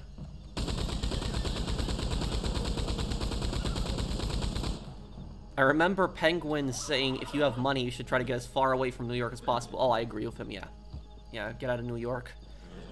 Yeah, New York is gonna drain your bank account dry.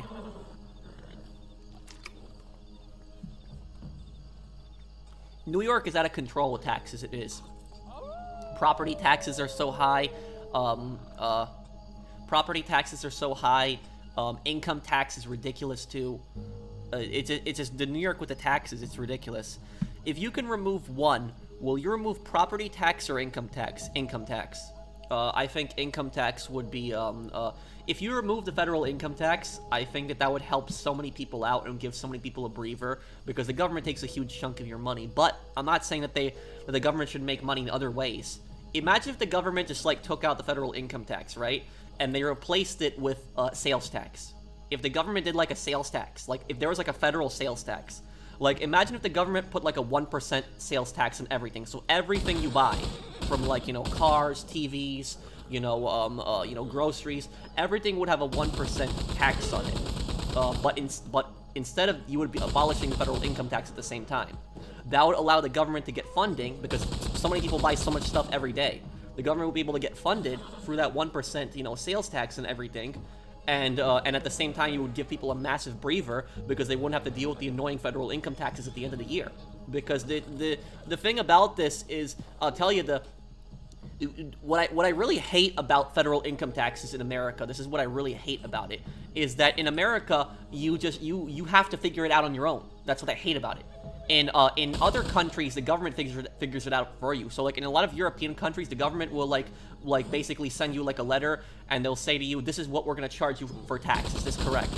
And you tell them yes, it's correct, or you tell them it's not correct, and then you go from there. But like in America, you have to actually figure out how much you owe in taxes, which is just so annoying.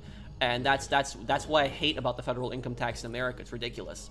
And do you know what I say about it is that what's so annoying about the federal income tax is that you are obligated to figure it out on your own and tell the government, but if you make a mistake, oh, they're gonna come after you. They are, that's what that's when the government's hiring all those IRS agents. Those IRS agents aren't there to, go after the rich. They're there to go after the little guy. So that's what I'll say about that is, yeah. Income taxes are ridiculous.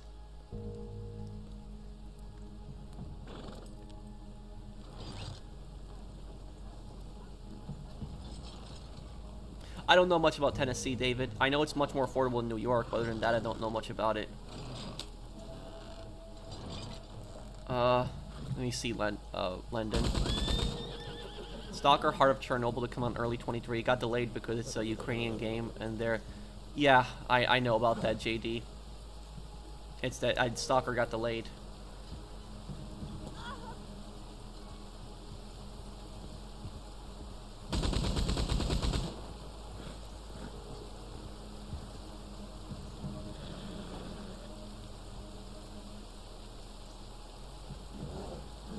Washington State has no income tax? Really? Are you sure? Okay, well, I thought that Washington State would have an income tax. I know Alaska, Wyoming, South Dakota, Florida, Texas don't have an income tax. State income tax, at least. Oh, okay, Boostio. Yeah, thank you, Mario. Well, the government should stop printing money. That'll at least resolve the inflation a little bit. Man, this game looks beautiful in the rain. It does.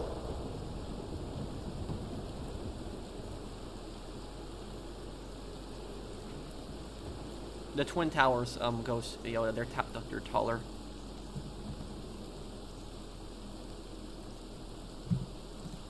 Yeah, if the government put on, like, if the government put on, like, a 1% sales tax on everything, and just got rid of the federal income tax, I think that would help so much. I think that would help so many people out if they did that.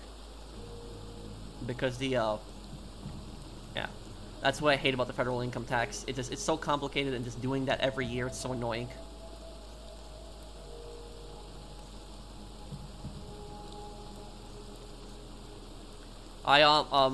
And do you know what honestly scares me so much about federal income taxes, guys? What scares me so much about it is that it's when you're doing it every year, you're like paranoid that you're gonna make a mistake. That's what's so scary about federal income taxes. You're scared you're gonna make a mistake, and that the government is gonna come after you after that. That's just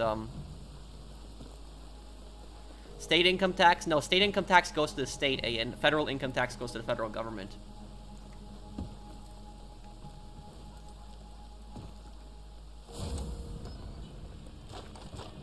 Oh, wait, why did we get off? Wait, we can't get back on? Patrick, in Denmark, it's 7.5 million for a Bugatti, Chiron? What? Let me Google it right now. Here, Bugatti Chiron, is it a car? I'm assuming it's a car.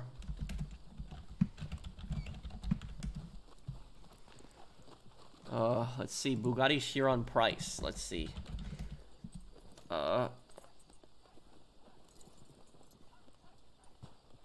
Let me see here. $3 million. Yeah, that is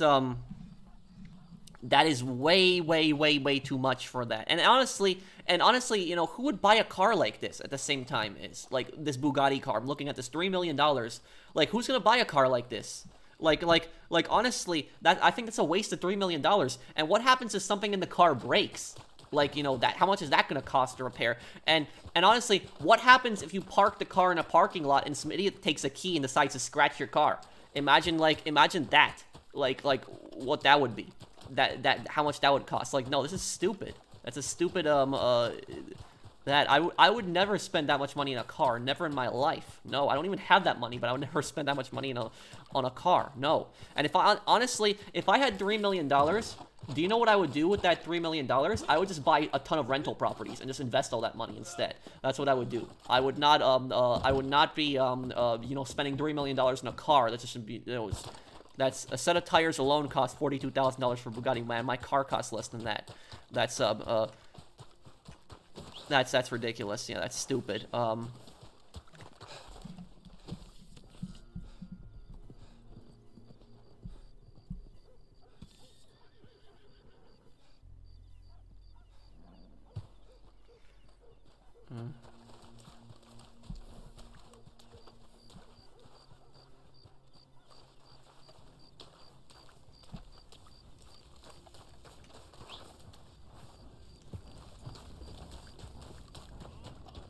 Well, in the U.S., the federal government also redistributes some of that money to states, but states are also responsible for balancing parts of their own budget as well.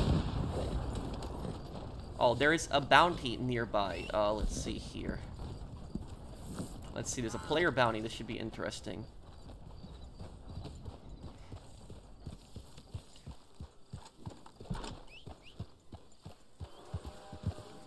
I'm gonna do another one, though, Chaz, soon.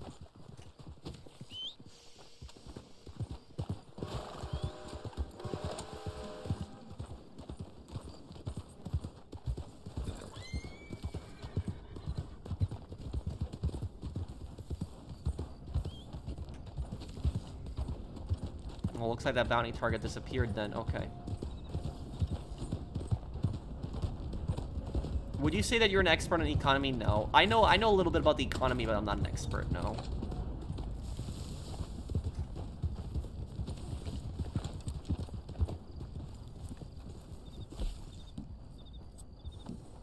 Let's see if we can sell my moonshine here.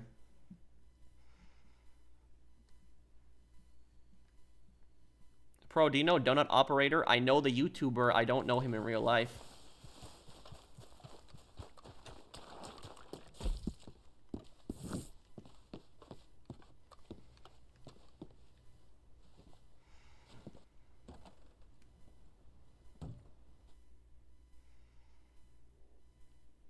I'm trying to get my dad to watch your Medal of Honor playthroughs. Oh, I hope he enjoys it, Vito. Thank you, man.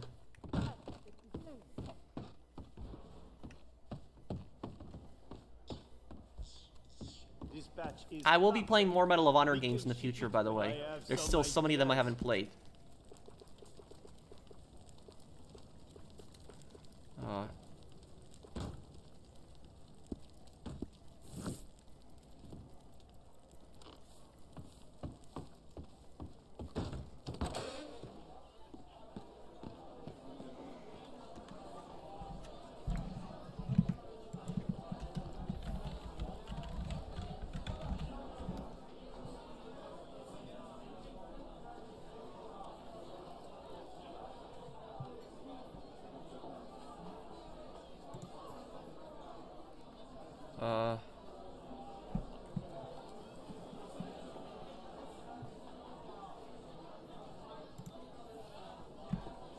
Okay.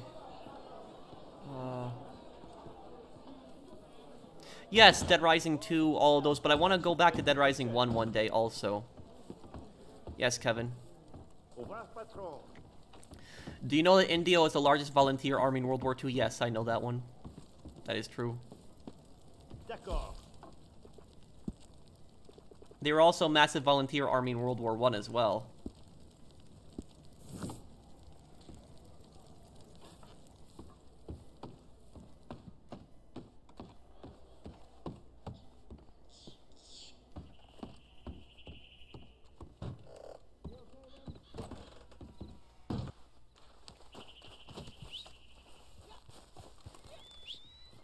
Does anyone need to sell anything, by the way, guys?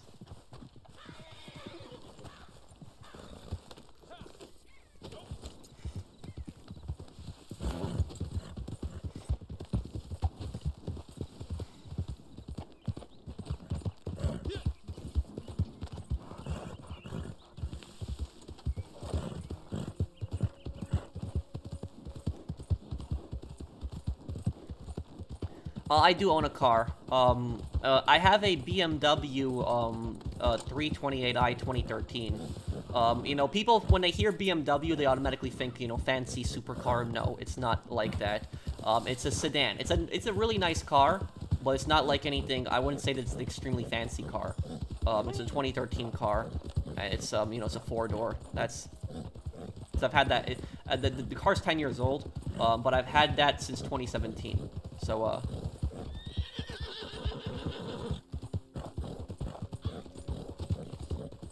328i. Yeah, I want to play Assassin's Creed 1 one day again.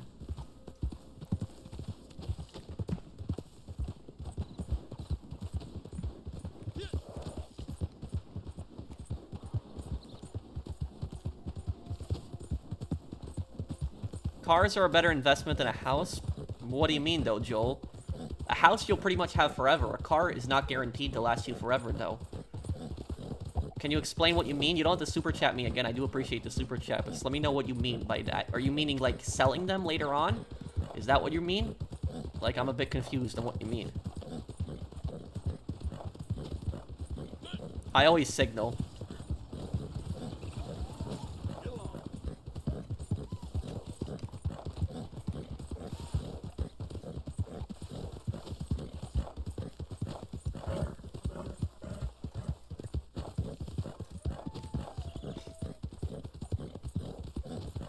I guess, Chaz.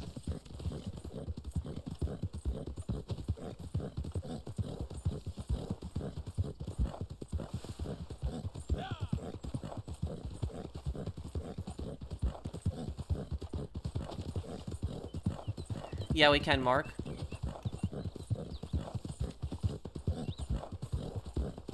Pro, are vending machines a good business? The thing about that, Steve, is I was actually thinking about that. I was actually thinking about starting a vending machine business. But here's the thing about this, is the best plus side of vending machines is that vending machines are not that expensive to get into. Like, there's vending machines that you can buy for $1,000, which, you know, sure, it's kind of expensive, but the thing about that is you get a pretty good return every month, depending on if you get a good location. So you can make your money back from the vending, from that, you can make that $1,000 back within a few months if you place the vending machine in the right location. But what I'll tell you is, the things about vending machines, is the biggest con about a vending machine business is trying to find a location.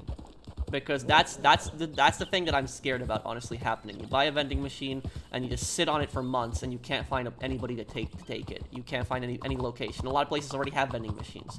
So that's what I would say is the hardest thing about vending machines. If you want to know where to get stuff for your vending machine, the best place would be, you know, a place like Costco. You buy it in bulk and you sell it. That would be there. I would place my vending machine next to a candy shop. Well, they probably wouldn't let you place it near the candy shop because it would affect their business domainics. Because you need permission from the owner to be able to place it there. And sometimes the owners will want a cut of it also. And so you would have to decide, you know, is the vending machine in this place going to be really worth it? Is it going to be really that profitable?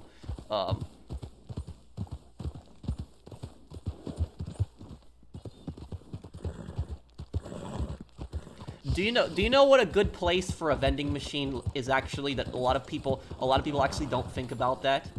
Because when I watch these vending machine channels on YouTube, right? And they always talk about how you go into businesses and you ask the business owner, you know, can I put a vending machine here? But do you know one location they never talk about? A location that's actually perfect for a vending machine that they never talk about? Doctor's offices. That's a perfect place. Because think about it this way. If you're in the waiting room to seeing like a doctor, you want to get a snack or something like that. That would be like any kind of waiting room, like when you're waiting for an appointment, something like that, would probably be a good place to have it. Just make sure if it's like a vending machine at a doctor's office, make sure you're offering healthy snacks, because the doctor probably is not going to allow it unless it's something, you know, healthy. But it's but a vending machine is actually in a doctor's office would actually probably be a good location. This is a good idea. Well, thank you for the super chat. This is a good idea. Thanks, man.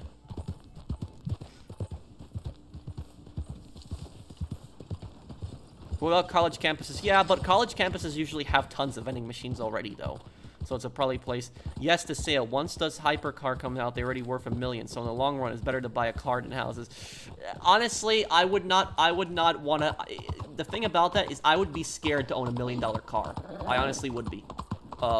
Because, like, I would be scared that something would break or something would go wrong. I would feel much more comfortable owning $1 million house than $1 million car. Because there's less stuff to worry about. But like with $1 million car, you know, there'd be so much stuff to worry about. And like, imagine if you're driving like $1 million car, right? And imagine that some idiot just rear ends you. Just imagine that happens. Just takes the entire rear end of your car off. And a lot of these supercars, the engine is also in the rear. And so the entire rear just got totaled by some idiot. And even if your insurance somehow does cover it, which insurance is probably going to be an insane amount when they realize you're driving $1 million car, but it's like, even if the insurance does somehow cover it and you get that fully repaired, that car on record now has that the whole back has been destroyed and been repaired. And that car just lost hundreds of thousands of dollars in value that you will never be able to get back because some idiot decided to hit you. So that's what I would say is about a car like that. No, I would not want $1 million car. And honestly, also here's the thing about this. If you have like a really expensive car, if you have like a really expensive car, then I would recommend to have some kind of camera on that car at all times. Some kind of dash cam, something that is recording all sides of the car, always, like left side, right side, bottom, back, and front. And that's just for your own protection. In case some idiot, some idiot decides to damage your car. Because imagine if somebody sees like some expensive car in the parking lot and gets like all annoyed that you have some expensive car and decides, you know what, I'm gonna keep this car, and decides to scratch the living hell out of it. And so that's what I'll say. And what do you mean, Joel, that I'm wrong? Yeah, $1 million car can also make you a target for robbery. That is true. Here's the thing that a lot of people actually don't know. Do you know what does anybody in the comment section, I want to ask people in the comments to see if anybody knows the answer to this. You are the most likely to be a victim of a robbery at what place? Does anybody know? There's a specific place where you are the most likely to be a victim of a robbery. And a lot of people actually don't know it. They don't expect that place to be where you would be jumped. But does anybody here know what is the riskiest place where you could actually get robbed? What is a place where you have a really high chance of getting robbed? It's a type of place. It's a specific type of place. Ayan and Steve got it right there. Parking lots. Parking lots are where you are going to get robbed most of the time. When people think of parking lots, they don't think that they're going to get robbed there, but parking lots are actually where you are most likely to be the victim of a crime. And to minimize your risk of getting robbed in a parking lot, go in the daytime. That's what. If you go in the daytime, you are much less likely to get robbed if you go in the daytime. But here's what criminals will do. One of the most dangerous places that you can go is Walmart. Walmart. If you go to a Walmart parking lot, at like 10 p.m., you do some groceries and then you come back to your car. That's very dangerous. That is. Now, here's the thing about this is I'm kind of a hypocrite. Because sometimes I do go shopping late at night. I really shouldn't be doing that. But, if you can avoid it, go in the daytime. Always go in the daytime. Because what criminals will do is criminals will wait in the parking lot and they'll see what cars pull up. And they'll look at the type of car that pulls up. If they see some guy pull up in a junk car or an old car, they're not going to bother. But if they see you pull up in something, Mercedes, like, for example, they see you pull up in a new modern Mercedes, they're going to watch that car. And what they're going to do is they're not going to break into your car. What they're going to do is they're going to wait for you. They're going to wait for you until you come out of Walmart, until you come out of whatever store you're coming out of, and then they're going to rob you, and they're going to demand your wallet and probably your car. And so that's what I'll say is, that criminals will see cars, and they will jump people in parking lots. I have been, whenever I do go late at night, if you have to go late at night, if you have to go somewhere shopping late at night, park right near the door to the store. Because if you park right near the door to the store, criminals are much less likely to rob you. Not necessarily because of the witnesses, but because of the lighting. The area near the door is lighted very well, and also because there's always a camera at the front door in most places. And so criminals are less likely to rob you in a place like that.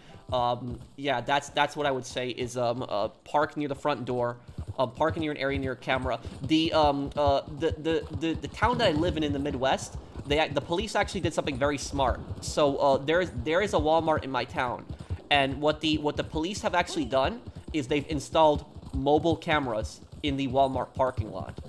And these mobile cameras, they're basically like these big stands that they put on, and they have wheels. And it basically says, police on it. It says my town's police force right on it, and it's a big blue camera. It's blinking, like it's a big light that's blinking on the top of it.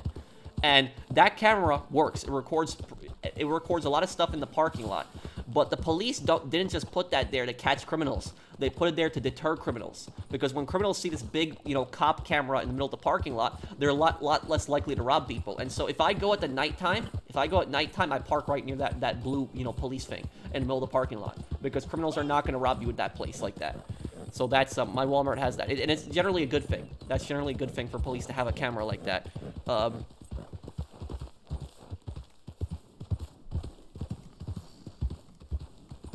If you could pick a remake of Red Dead Redemption 1 with Red Dead Redemption 2's engine or a similar remaster of updated textures and frame rate, which would you pick? Also, have you seen the GTA 6 leaked videos? I have.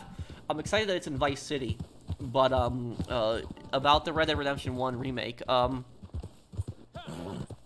I would like it with Red Dead Redemption 2's engine, personally. This is a good idea. Thank you for the super chat, man. Let's see if we can do this bounty here. Let's see here. Got a bounty right here.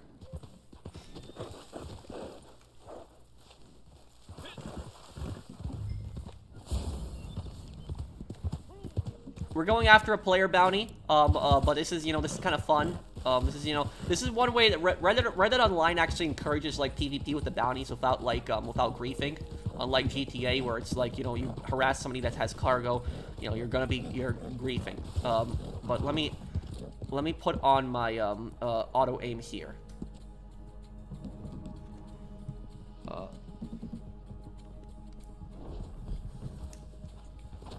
Okay, let's see, where are these guys? Oh, they're right here. Okay, see if we can take them alive. See if we can take the guy alive. Oh, you got him? Okay, hang on a second. Hang on.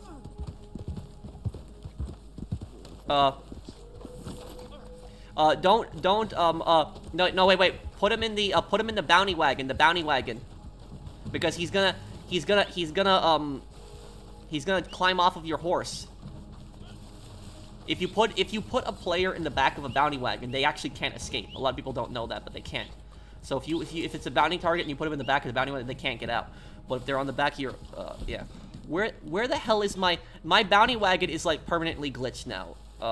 It never comes in. Does anybody know how I can fix that? Great. It never comes in anymore.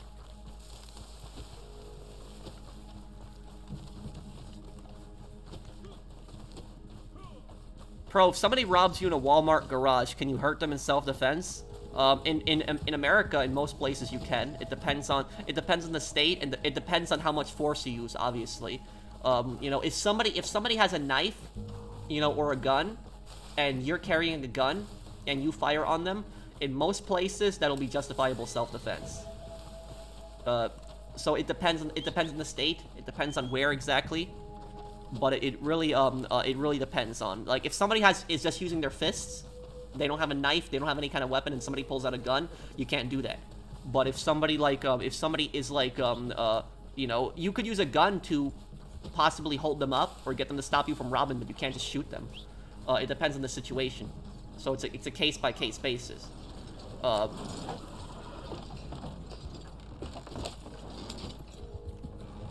let's see here. Oh, you have him there? Put him in the wagon. Put him in the wagon. Put him in the wagon before he breaks free. Put him in the wagon, quick.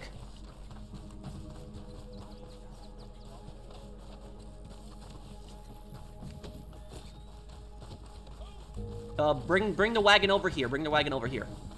So we got a player right now. And if you actually put the player in the wagon, they actually cannot escape. Yeah. He can't escape now. He's trapped in there. Okay, go ahead and deliver him to the, oh, what the, that's not what I wanted to do, I'm sorry.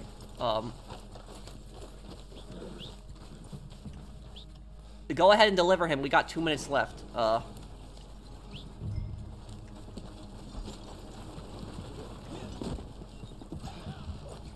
Go. Okay, just forget about me. Just keep going.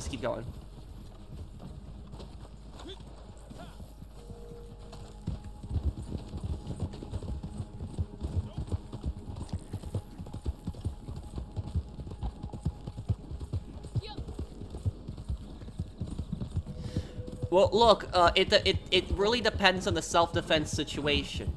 If somebody charges at you, and that person that's defending themselves uses a firearm, it depends on the situation. It could be justifiable, it could not. It really depends on the state. It depends on their laws. Because in a lot of states, you are able to carry a firearm. But what I'll tell you is there was a case that actually happened in Texas. It actually happened yesterday.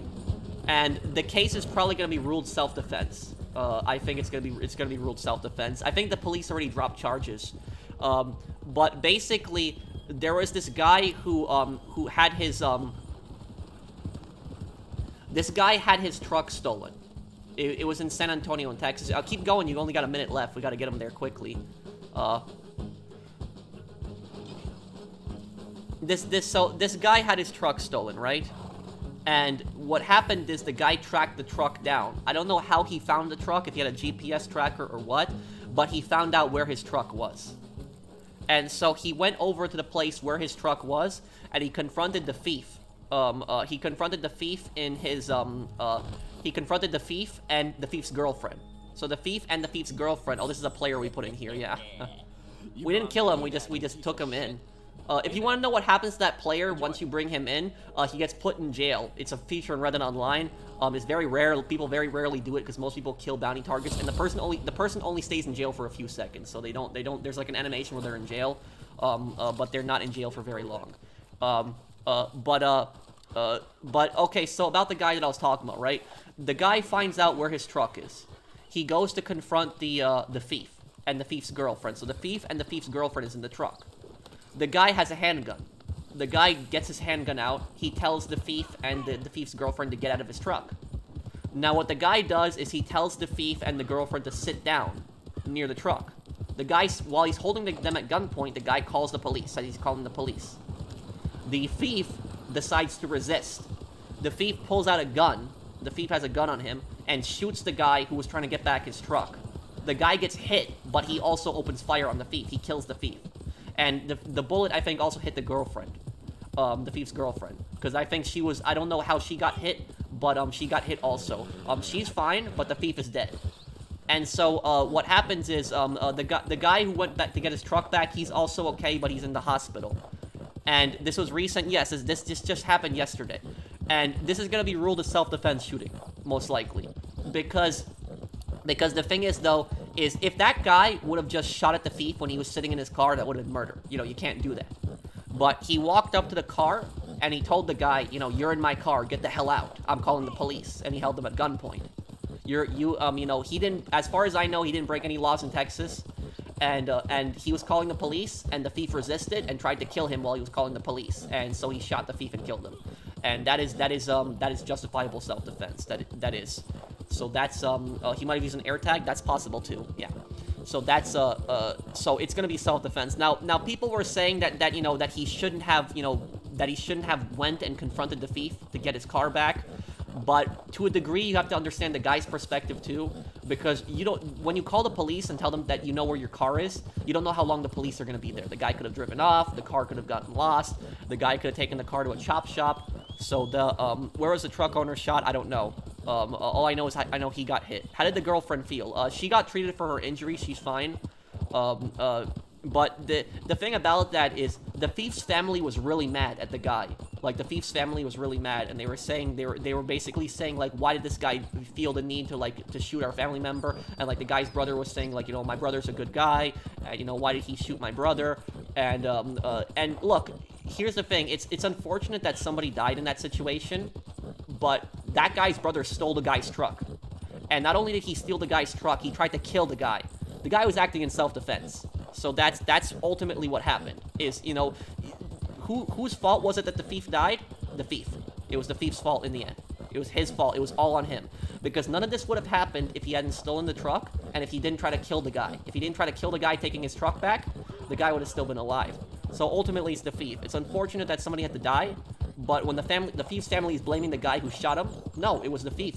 Ultimately, it was his fault, responsibility. It was all on him. It's his fault that he's dead.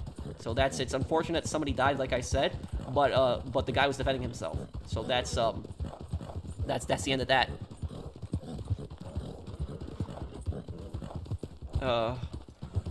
Let's see here. Do you think that girlfriend needs to go to a psych ward to get help? No, I think the girlfriend needs to go to jail because she was in the car in a stolen vehicle.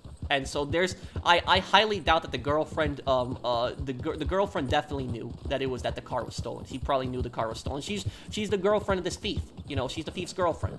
So she probably knows. She's probably aware of what he was doing too. So I think she needs to go to jail too.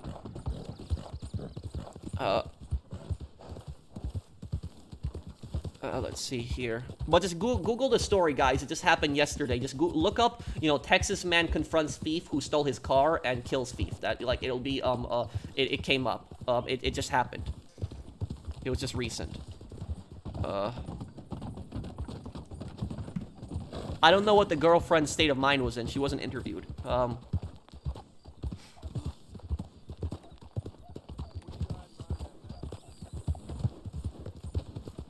Who pressed charges? And the girlfriend of the thief's family. Well, the thief's family can't really press charges because I think the police dropped charges.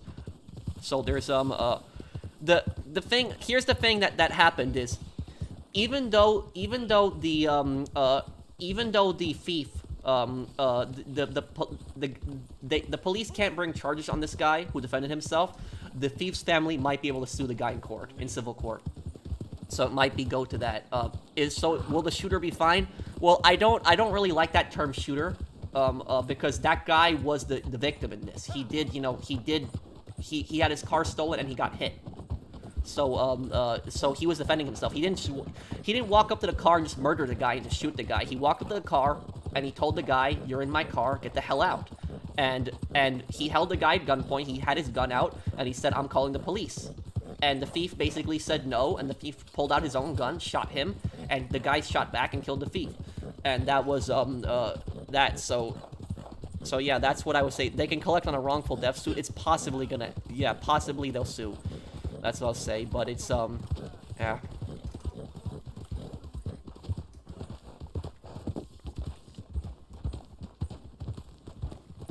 Did you let Jane die or shoot Kenny in The Walking Dead Season 2? I let Jane die.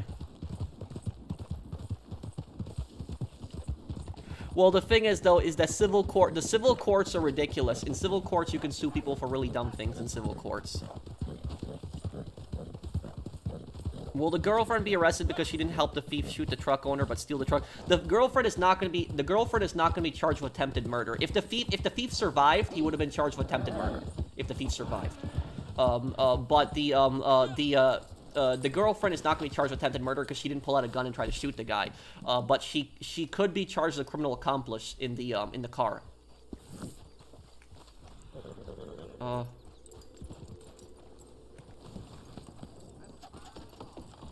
Kenny went crazy, though. I think everybody went crazy in The Walking Dead, even Clementine. Some people went more crazy than others, but pretty much everyone in The Walking Dead went crazy.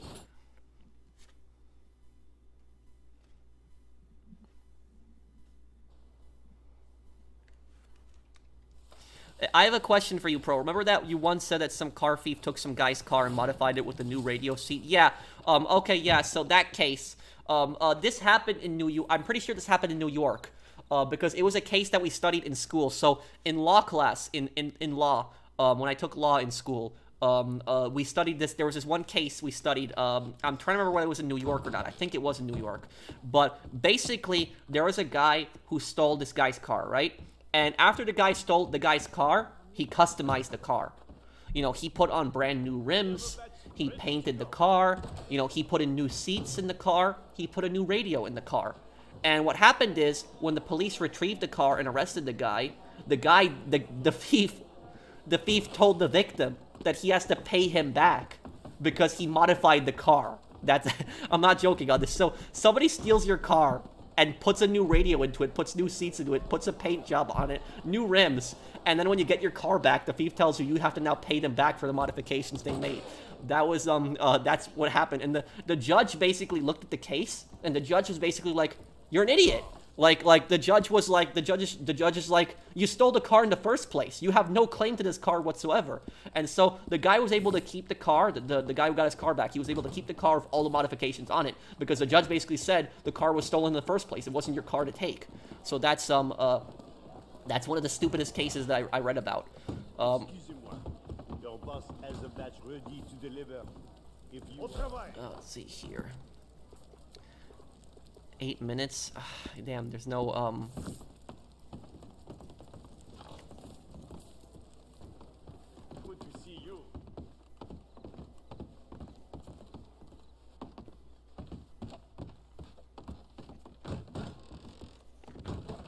Pro, how do you know all this stuff about crime? I read a lot about cases and stuff like that.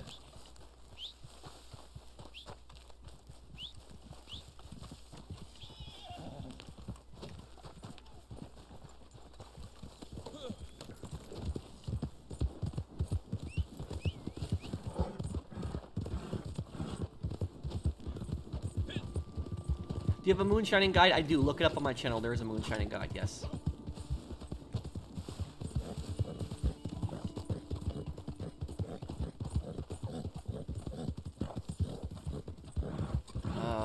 Who's worse, the mafia or the cartels? Oh, the cartels, definitely. Do you like pizza? Of course. What's your usually breakfast? Cereal, sandwich, eggs. I eat a lot of different things for breakfast.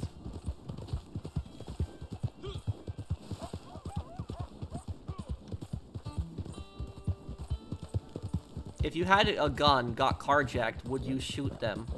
Well, I'm not gonna say that I would shoot anybody, but I would say that I would do anything to protect my life. If somebody's trying to hurt me, I would do anything to protect my life because they're trying to kill me. They're trying to hurt me.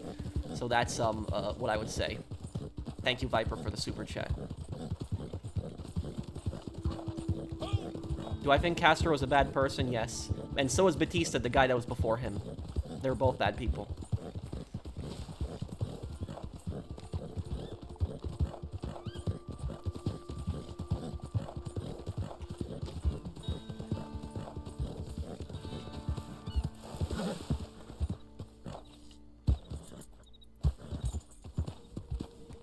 I think World War II in Africa was the most important battle in history. Without it, we would have never invaded Italy. Well, the North African theater was definitely important because it did help to, you know, it created a second front, and it did help change the tide in the war.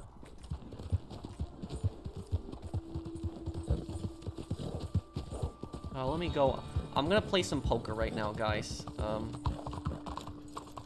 Is your long-term goal to use your degree? Not really. No, done. It's not. I don't use my degree. You know, I just do YouTube and I do rental properties. That's my business now.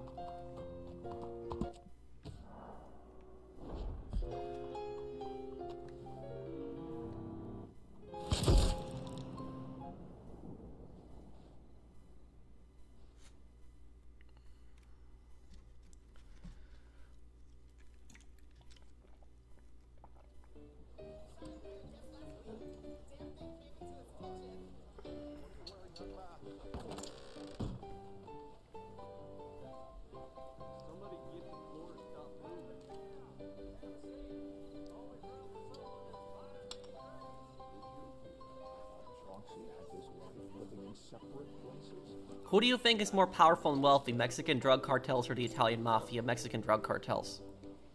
Because Mexican drug cartels are so wealthy, they've bought entire police departments and they've bought parts of the Mexican military. The Italian mafia doesn't really have that much control of the Italian police and the Italian military, as the Mexican cartels do. Why don't you just make it easier for everyone else and take that off? Starting to count more whorehouses than church houses. This place is where the start of the war.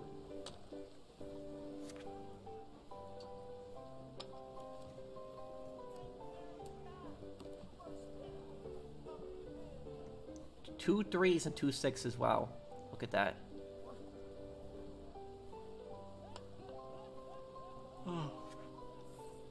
As a home flipper, I'm happy that you're in the business of real estate. It's one of the best money moves you can do, and I loved your answer to investing millions into rental properties. Thank you, George. Thanks, man. Whatever you're up to with that, man, pick me up. I think rental properties are a great long-term investment, and I think the key is if you have good tenants, I think you'll be set. Probably the CIA, Isaiah. What do you think of Twitter rebranding to X? I really don't care, honestly. I don't use Twitter that much. Yeah.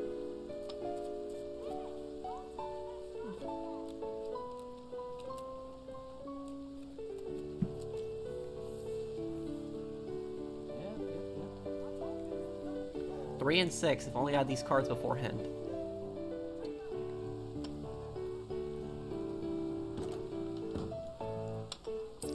Wherever you are, I don't want no trouble. I think Diaz was a parody of Pablo Escobar in Vice City, but he's, Diaz is Colombian also.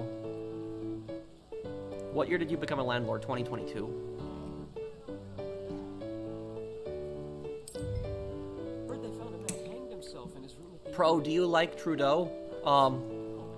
Well, what I will say about that is, not trying to get much into politics, but to answer your question about it, no, I don't like him, and I really don't like him.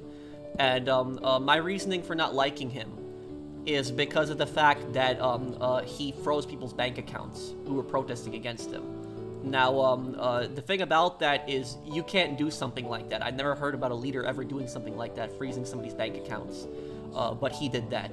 And so every single time I see his face, every single time I hear about him in the media, I think to myself, that's the guy who froze people's bank accounts.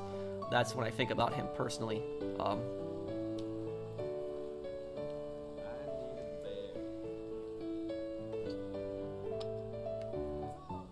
What is worse, cartel torture or Japanese army torture? Probably the cartel one would be even worse. Wait, what, Alex? So folk tell me. Pro, is a car wash a good business? Yes and no. If you can get a car wash, if you're gonna get a car wash, get one of those self-service car washes, because that way you don't have to hire employees and you can just do it all on your own if it's a self-service car wash. But make sure it's in a good location. Because the thing is, though, is I've Googled car washes in the Midwest, how much they cost, and I've seen some car washes that are even for like $100,000 that are much cheaper than other car washes. There's other car washes that are like some, $500,000, $600,000. But what I will say is about a car wash is when you look at those $100,000 car washes, like sometimes there's even $50,000 car washes. When you look at those locations, like look at exactly where the location is. Look at exactly where that car wash is, because chances are it's probably not in a very populated area, which is probably why the owner is trying to sell it in the first place. So that's what I'll say about a car wash. And also, if you buy a car wash, you have to know people in the field. You have to know people that know how to fix that stuff, because there are specific machines that you use in the car wash, and you have to know people that know how to fix that stuff. That's what I'll say about that.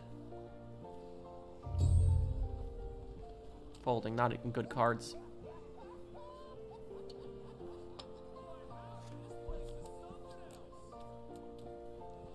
I think my suppliers are pretty low. I did hear about that, Mario, yes. Came up short again. I don't believe it. Well then. How to play poker in Red Dead. I never understood the rules. What I'll say about poker is how it works. Everybody gets 2 cards. And the cards that are in the top right, that are on the table right now, those are community cards.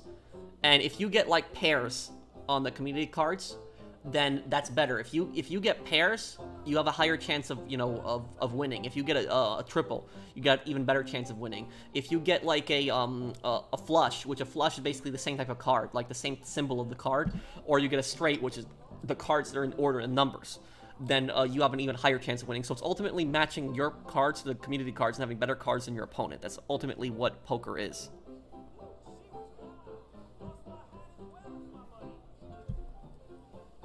Somebody get the floor, stop moving. It isn't polite to hide your face like that.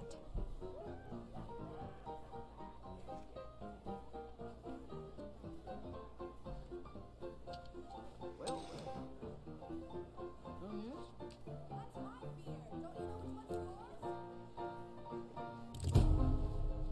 Five high straight. Yeah, that was good cards there. Okay.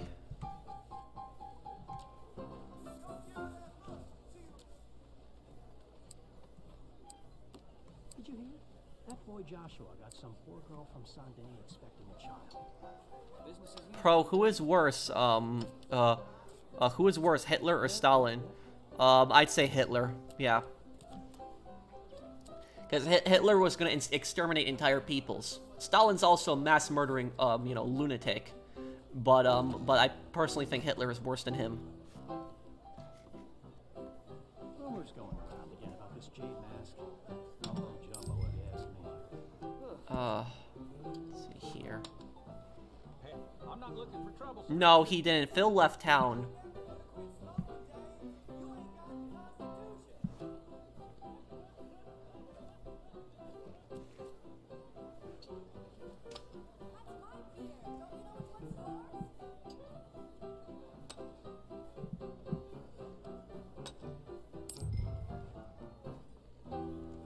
Okay.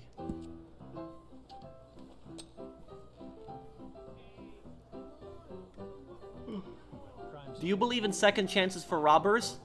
As long as they didn't kill the person they robbed and they didn't seriously injure them, then yes. If they served their time in prison and they reformed themselves, then yes, they should have a second chance. But if they killed somebody or they seriously hurt somebody, then I say just screw it. Just let them stay in prison.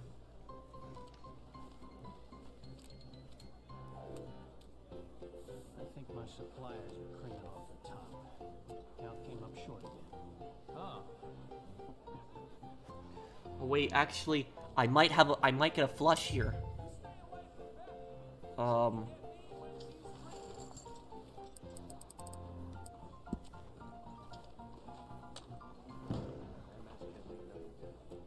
Somebody's probably gonna fold here.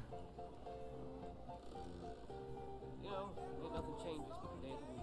Yeah, not much you can do about that.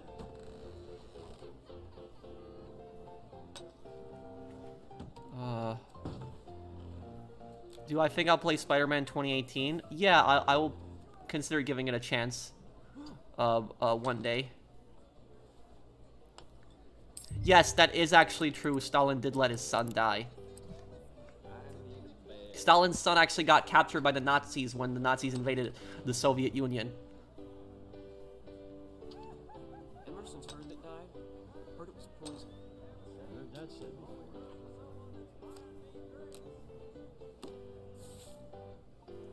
8866. Hello, mister.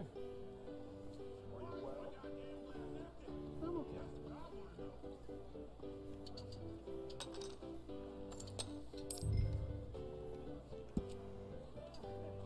Hello, sir? This is one of them days. Aw, man. He's had his second card was a little better than mine. I had a king too.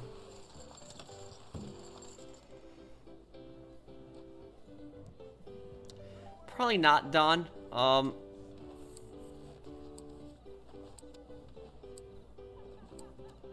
Levi's crop short again. What do you think about the school system? I think that parents generally have should have a choice in what kind of school their kids get, whether it's private, private, public, religious, or homeschooling.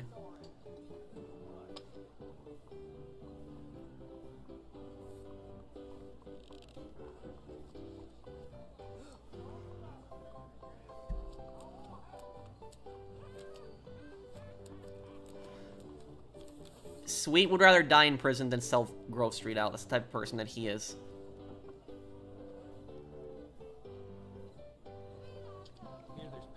I will play Bully one day. Probably, yeah, Belgium. Well, Belgium and Spain. Belgium, Spain, and Portugal were the worst ones, London. When it came to slave empires, it would be Belgium, Spain, and Portugal. Those were generally the most brutal ones. Oh, look at that. I have a flush.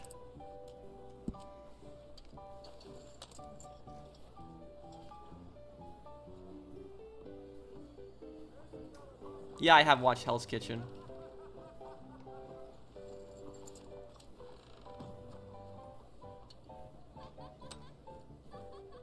I think my suppliers are creeping off the top. Count came up. I'll be.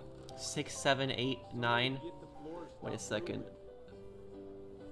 6, 7, 8, 9, 10. Don't I have a straight? 2? Okay. Same old shit, different day. Yeah, not much you can do about that. Oh well.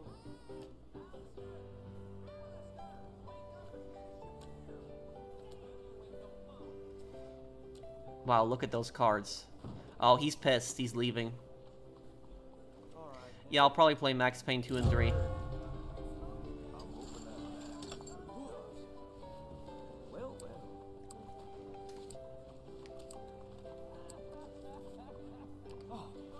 And what is this guy wearing over here? Oh, he rejoined? He left and he came back? Oh, or no, it's a different guy, I think. Levi's cropped short again. Wonder what they'll say this time.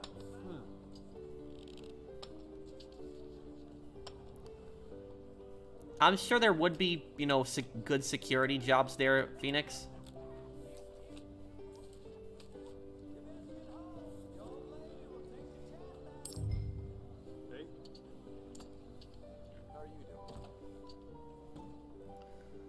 Okay, let's see here. I want to win another hand. Do you think gambling is rigged? No, I don't think gambling is rigged, but I think it's heavily favored towards the house. Because think about it, if casinos were losing more money than gaining, they wouldn't be open.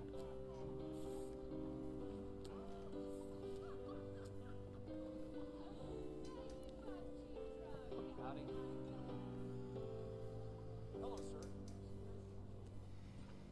Here, there's packs of savages all covered in furs hunting for scalps in the mountains. Makes me wish I was young again. I'd take care of those bastards myself. This place sure is changing.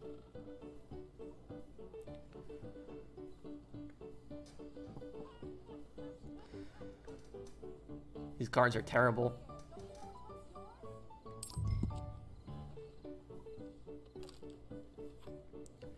Carlito is a sociopath, not a psychopath in Dead Rising. You know, the thing is, of only very little of the characters of they're called psychopaths in Dead Rising, but very little of the bosses are actually psychopaths. Mr. Harden left town last night and took that whore with him. Huh. Well. Folding. Pro, this is Vito. I have to donate from a different account. I'm donating this stream in case you don't stream on my birthday. Also, you made the right decision of letting Jane die in the Walking Dead game. Well, thank you, Florida man, for the super chat. Happy birthday! And your birthday is on the 31st. It's on Monday, right? Monday. What it's made out to be. That's how it is. What about Adam the Clown? Adam the Clown isn't really a psychopath. He just went insane.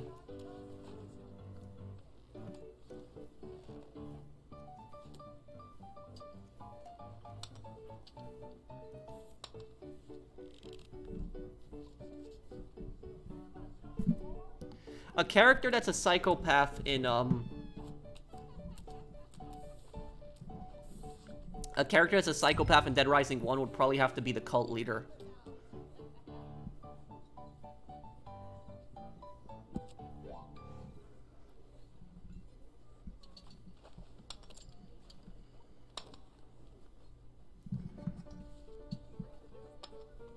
From what I can tell, Miss Garnett's back selling her behind again.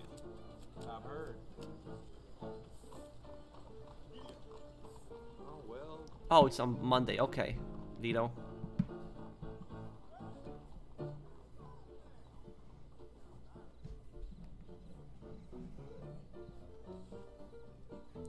I can't prove it, but the bank's stealing my money. I swear it.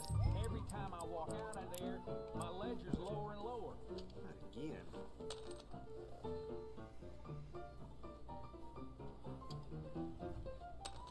I don't think Trevor's pure evil. I think, you know, he's just insane.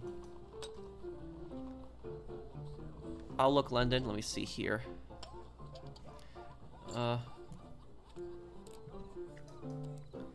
Caesar's Legion, yeah, that's what they could be based on.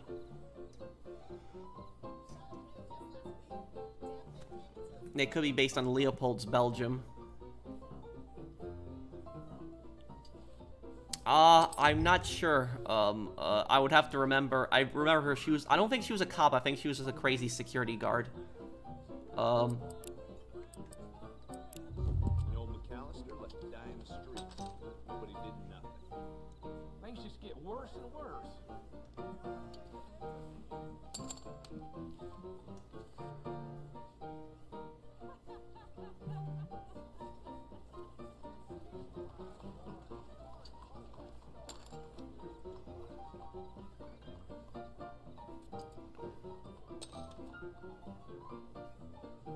Okay, I'll see you, Ghost Yoda. Take care, man.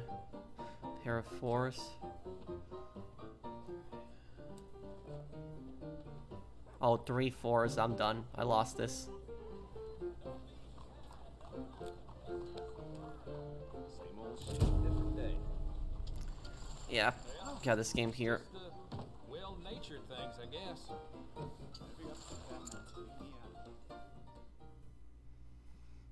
That is a good question, Kevin.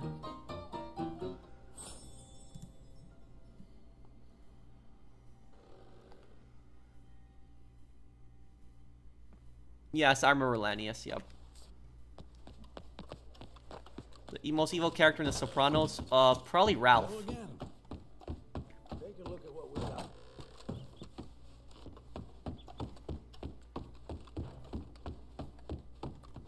Well, I'll be probably wrapping up the stream here, guys. I'll probably stick around for a few minutes before I go here. So if you want to ask me anything, I'll still stick around for a few minutes before I go here. Only cowards and bandidos cover their face.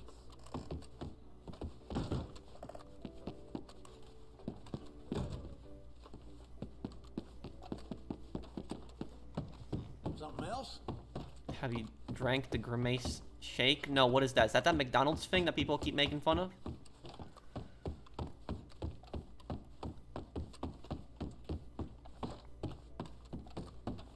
No, I haven't, Glover.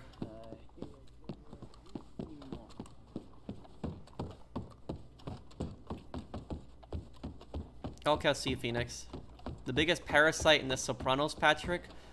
Sometime soon.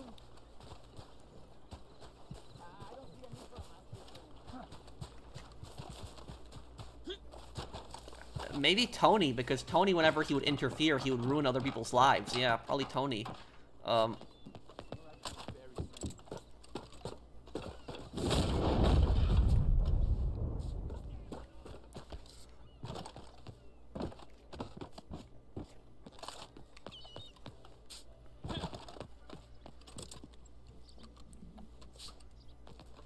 Yeah, the cops in GTA Vice City are insane. They'll just keep smashing into you.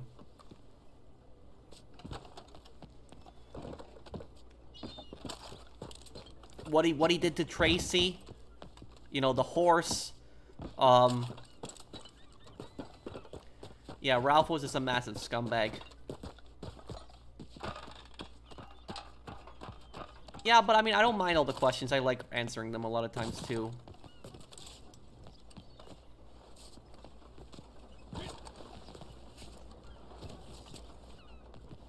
No, I don't think it was the trolley thing. I think it was just a bunch of stuff over time.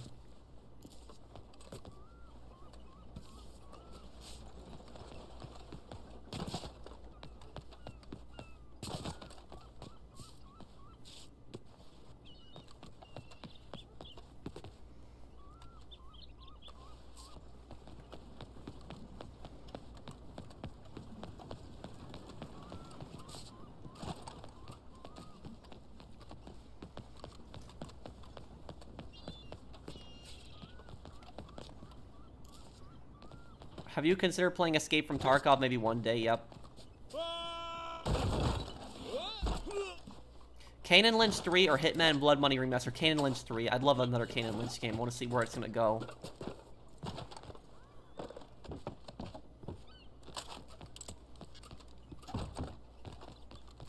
I still have a Kane and Lynch 2 video coming out, the multiplayer, but I want to get my friends for that because a lot of my friends, we want to play the multiplayer together, but our schedules are just so messed up, so we're just all over the place with that.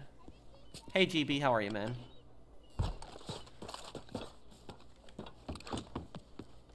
Well, I'm kind of hungry right now, sweet, so I'm gonna get off and get something to eat. So I'm gonna end the stream here, guys, and tomorrow I'll have the final Brazil mission in SOCOM will be up, and probably another part of Max Payne. So thank you guys for watching, and on Sunday we'll probably have that video of me pissing off that scammer. So I think a lot of people are really gonna like that and find that funny. It's like a 5-hour it's like not a 5-hour. I've trolled this scammer for 5 weeks straight, and I recorded the whole thing, and I really pissed the scammer off, and I'm gonna be making it into a video, and I think a lot of people are gonna find it funny. So thank you guys for watching. I hope that you guys enjoyed this. Have a good weekend, and I'll see you on the next one. Take care, everyone.